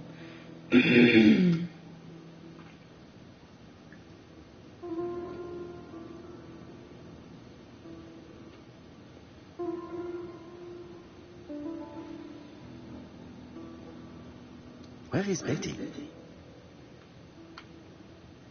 Betty worked from 11 a.m. to 7:30 p.m. Would she have been alone at any time during her service?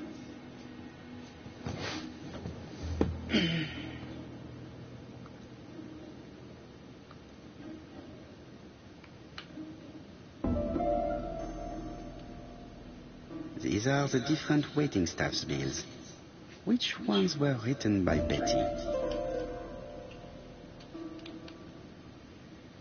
Alright, let's see.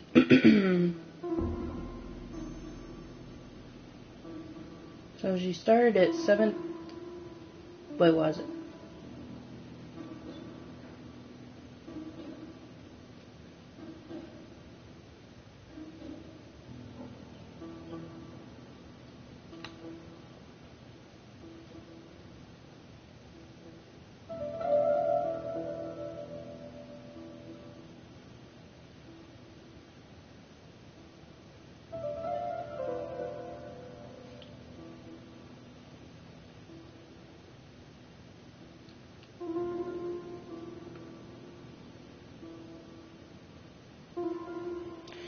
Alright, so 11:15 a.m. This bill may have been written by Betty. There is probably another one.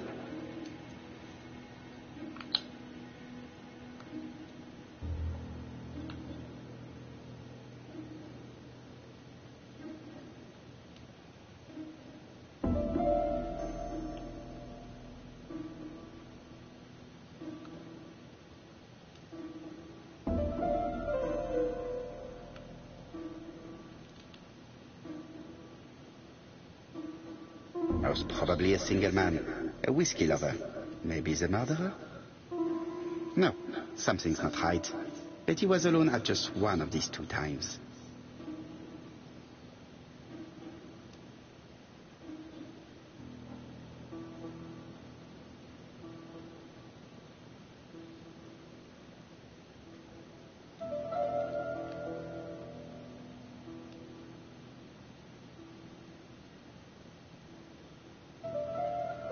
Most probably a family. This bill may have been written by Betty. There is probably another one.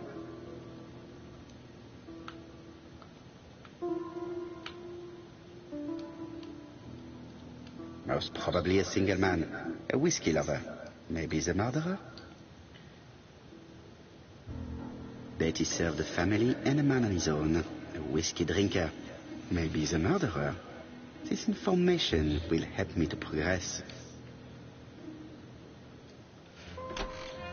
What? Gentlemen, what are you doing? We are searching for clues, mademoiselle. My name is Hercule Poirot. I am a detective, and this is Captain Hastings. Does Betty Barnard work here? That is correct. She should have been here a while ago. Punctuality is the first rule of politeness. I fear that Miss Barnard will not be coming today. She has just been found dead on the beach a few hundred meters from the cafe. How awful. Poor young thing. What happened? She appears to have been murdered. This is most distressing. How this will affect my business, I shudder to think. Gee.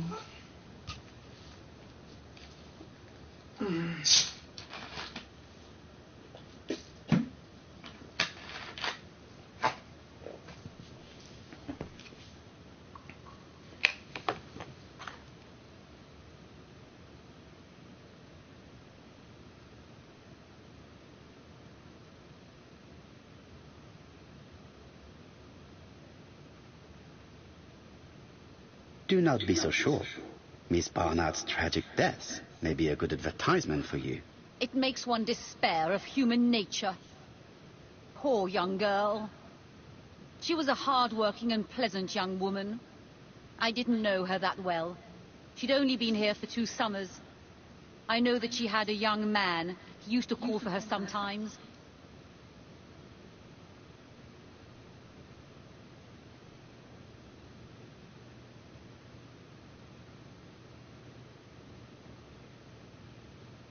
This photo was found. Is this him? Yes, that's him all right. But I haven't seen him for some time.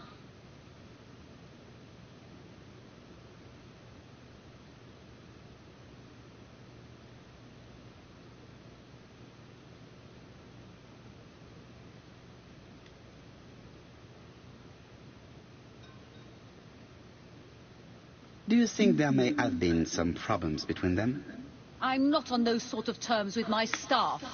Now, please excuse me, I have work to do. Wonderful. The customer who ordered the whiskey might provide us more information. He may have been the last one to see Betty alive. It is an interesting idea. Maybe he is a regular guest. What do you think, mademoiselle? I don't think so. Our regular guests tend to order tea and cakes. At this time of the year, there are a lot of tourists about you never see again. That's what I thought. Time to visit Betty's home.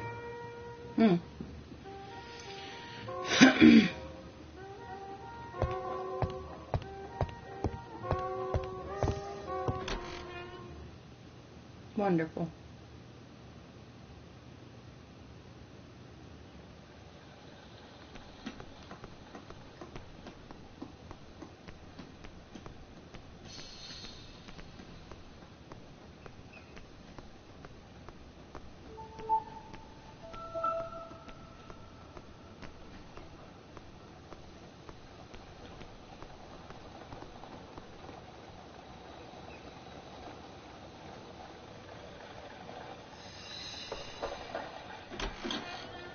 How do you do, mademoiselle? My name is Hercule Poirot. I know you. You're that detective we hear all about. I do not know if that is a compliment, but I will take it as one for now. You are Betty's sister, I believe? Yes. My name is Megan. Can we come in? Please do.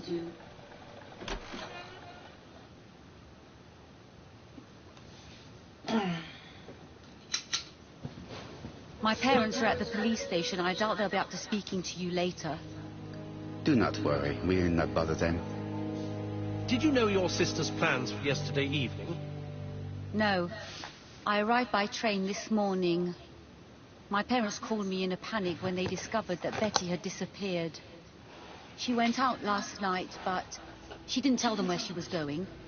What was your last conversation about? Her new dress. She wanted a pair of black stockings to go with it. Mother brought her a pair. The very day it happened. She was crying. And to think that Betty never even wore them. Poor Mummy.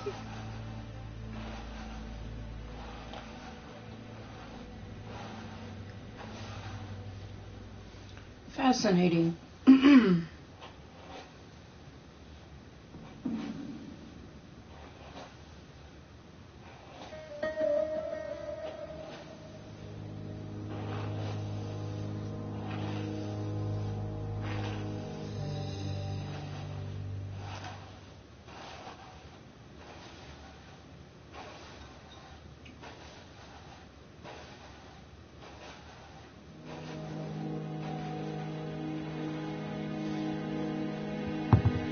Alright, let's see.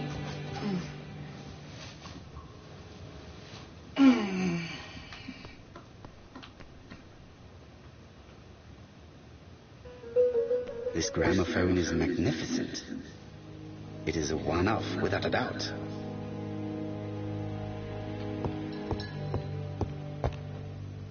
Family photos and files.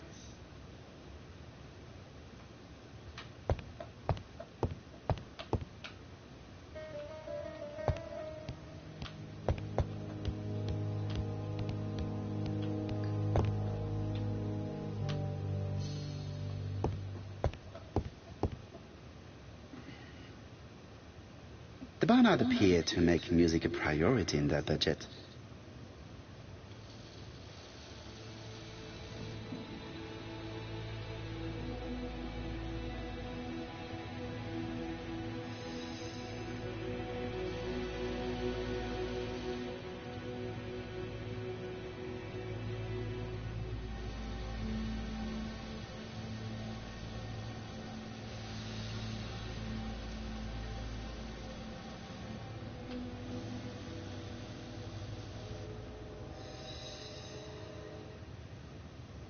They're all Miss Modest, but the Barnards are definitely music lovers.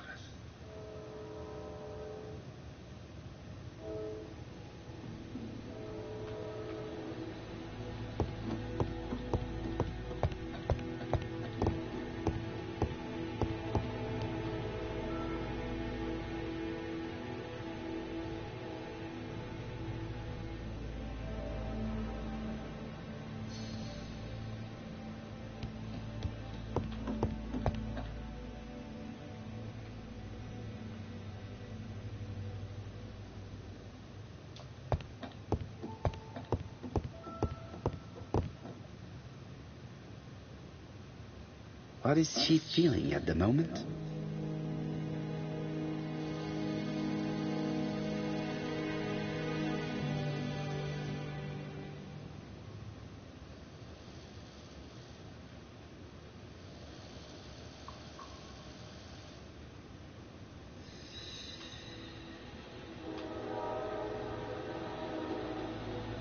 Mr. Poirot, I don't like being stared at.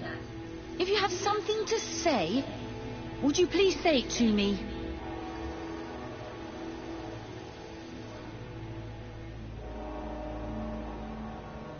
Betty's older sister is not just sad, she's angry.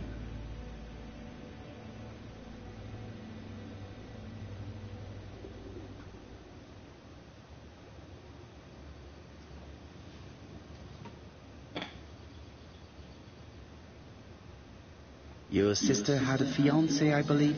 Yes, he's called Donald Fraser. A very nice man.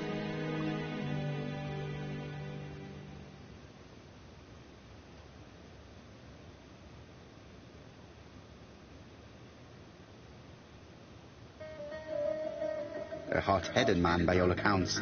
You are quite wrong, Detective.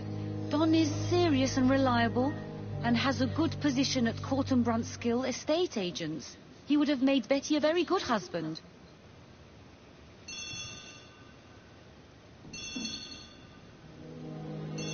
Oh, excuse me, I have to answer that. But of course. Betty's room is opposite the stairs on the first floor. Feel free to take a look if you think it might be useful.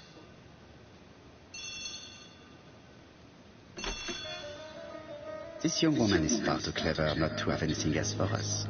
Do you think she's hiding something? That is what I'm trying to find out. Surely you don't think she did it? I did not say anything of the sort. But young women always ruin your judgment, Hastings. Who knows, maybe Megan was jealous of her attractive young sister. I see. She may have had her sights on the inheritance. Or maybe she was in love with Donald Fraser. We have to study all scenarios, even the most unlikely. But I doubt that Mr. and Mrs. Barnard are rich enough to justify murder. While I try and get Miss Barnard to talk, I would like you to try and find Donald Fraser. It should be easy to find the estate agents where he works. Bring him to the Ginger Cat. I would like to talk with him before the Chief Inspector finds him.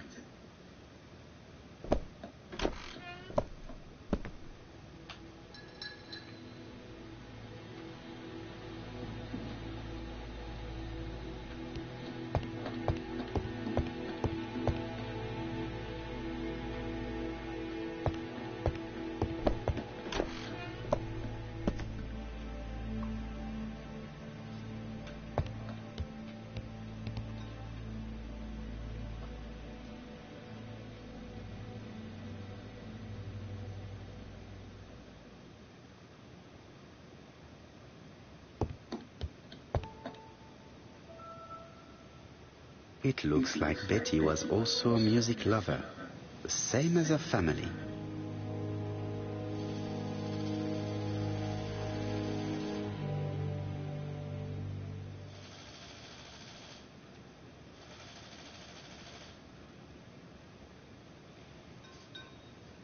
Without a doubt, Betty used to sing.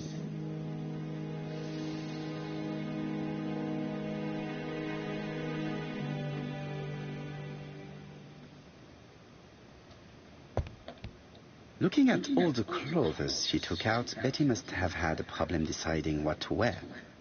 Maybe she had a date? A box of new stockings.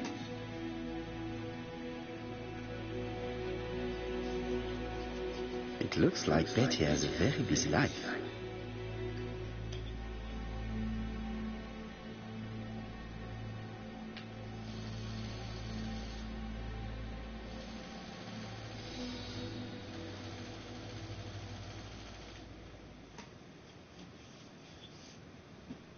Betty liked luxury and going out, and being as pretty as she was, she probably did not have any problem getting herself invited.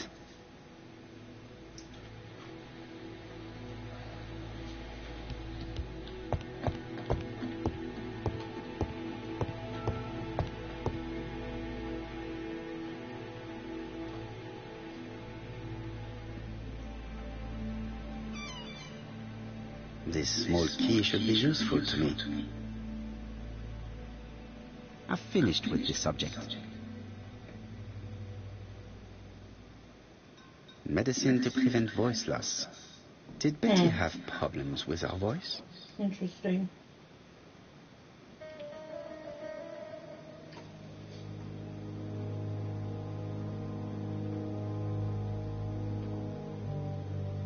A record sleeve with an handwritten title.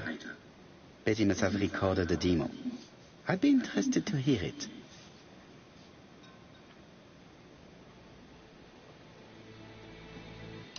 Something on this clock bothers me.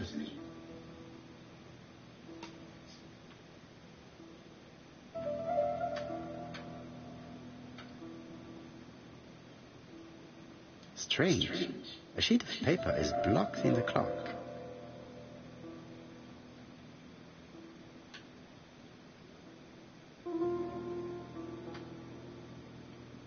What a strange mechanism. I don't think it serves to turn the hands.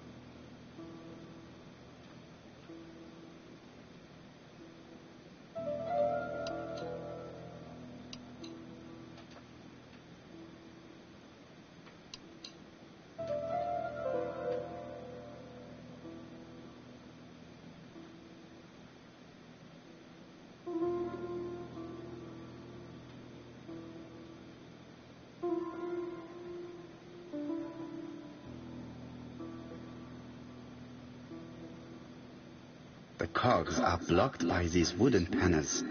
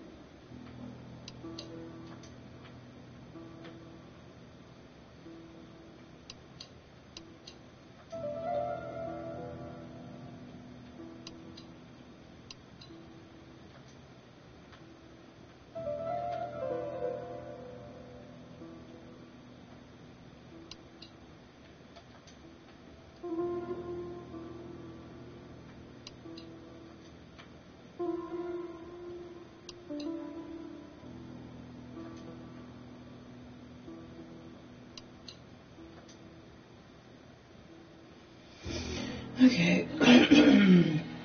Let's see.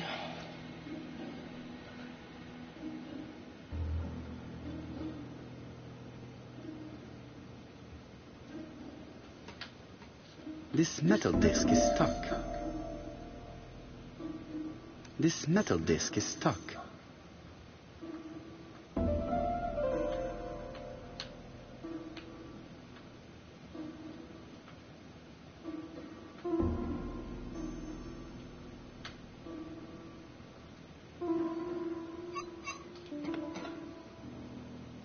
Okay.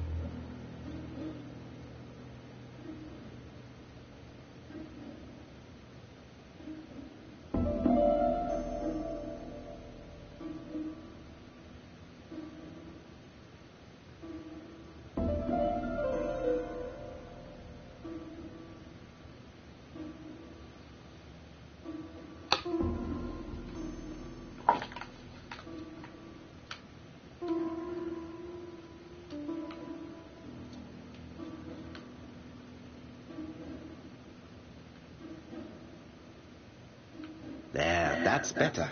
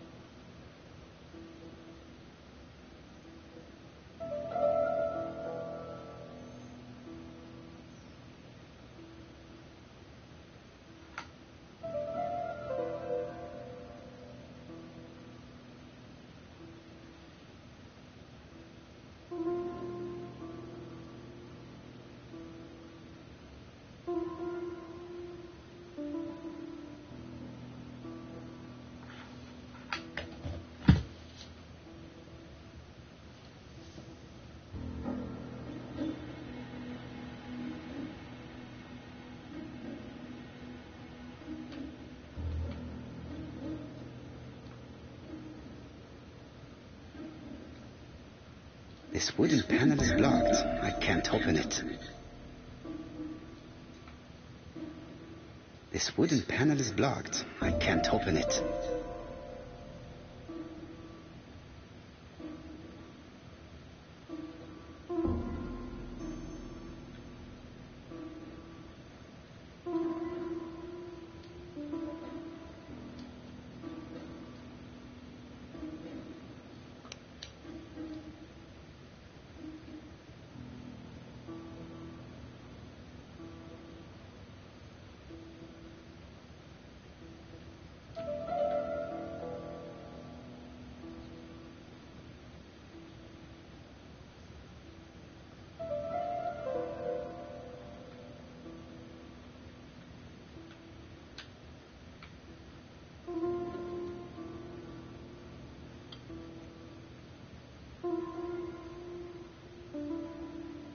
I definitely need an object to make these cogs turn.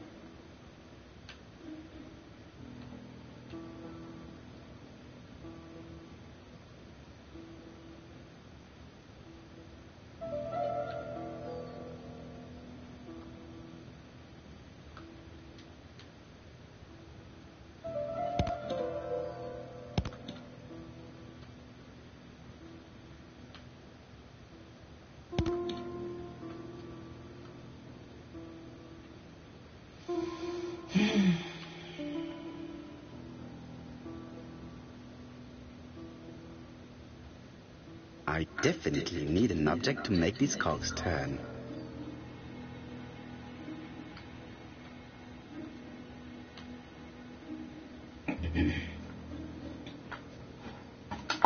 Okay, wonderful.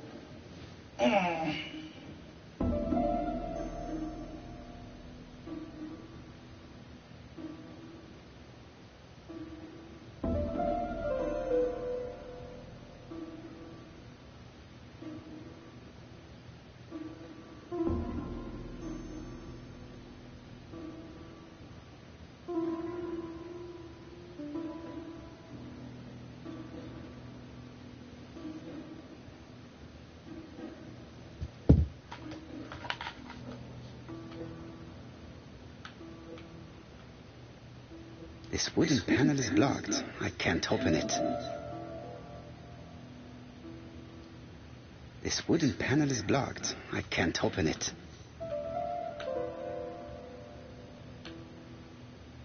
This wooden panel is blocked. I can't open it.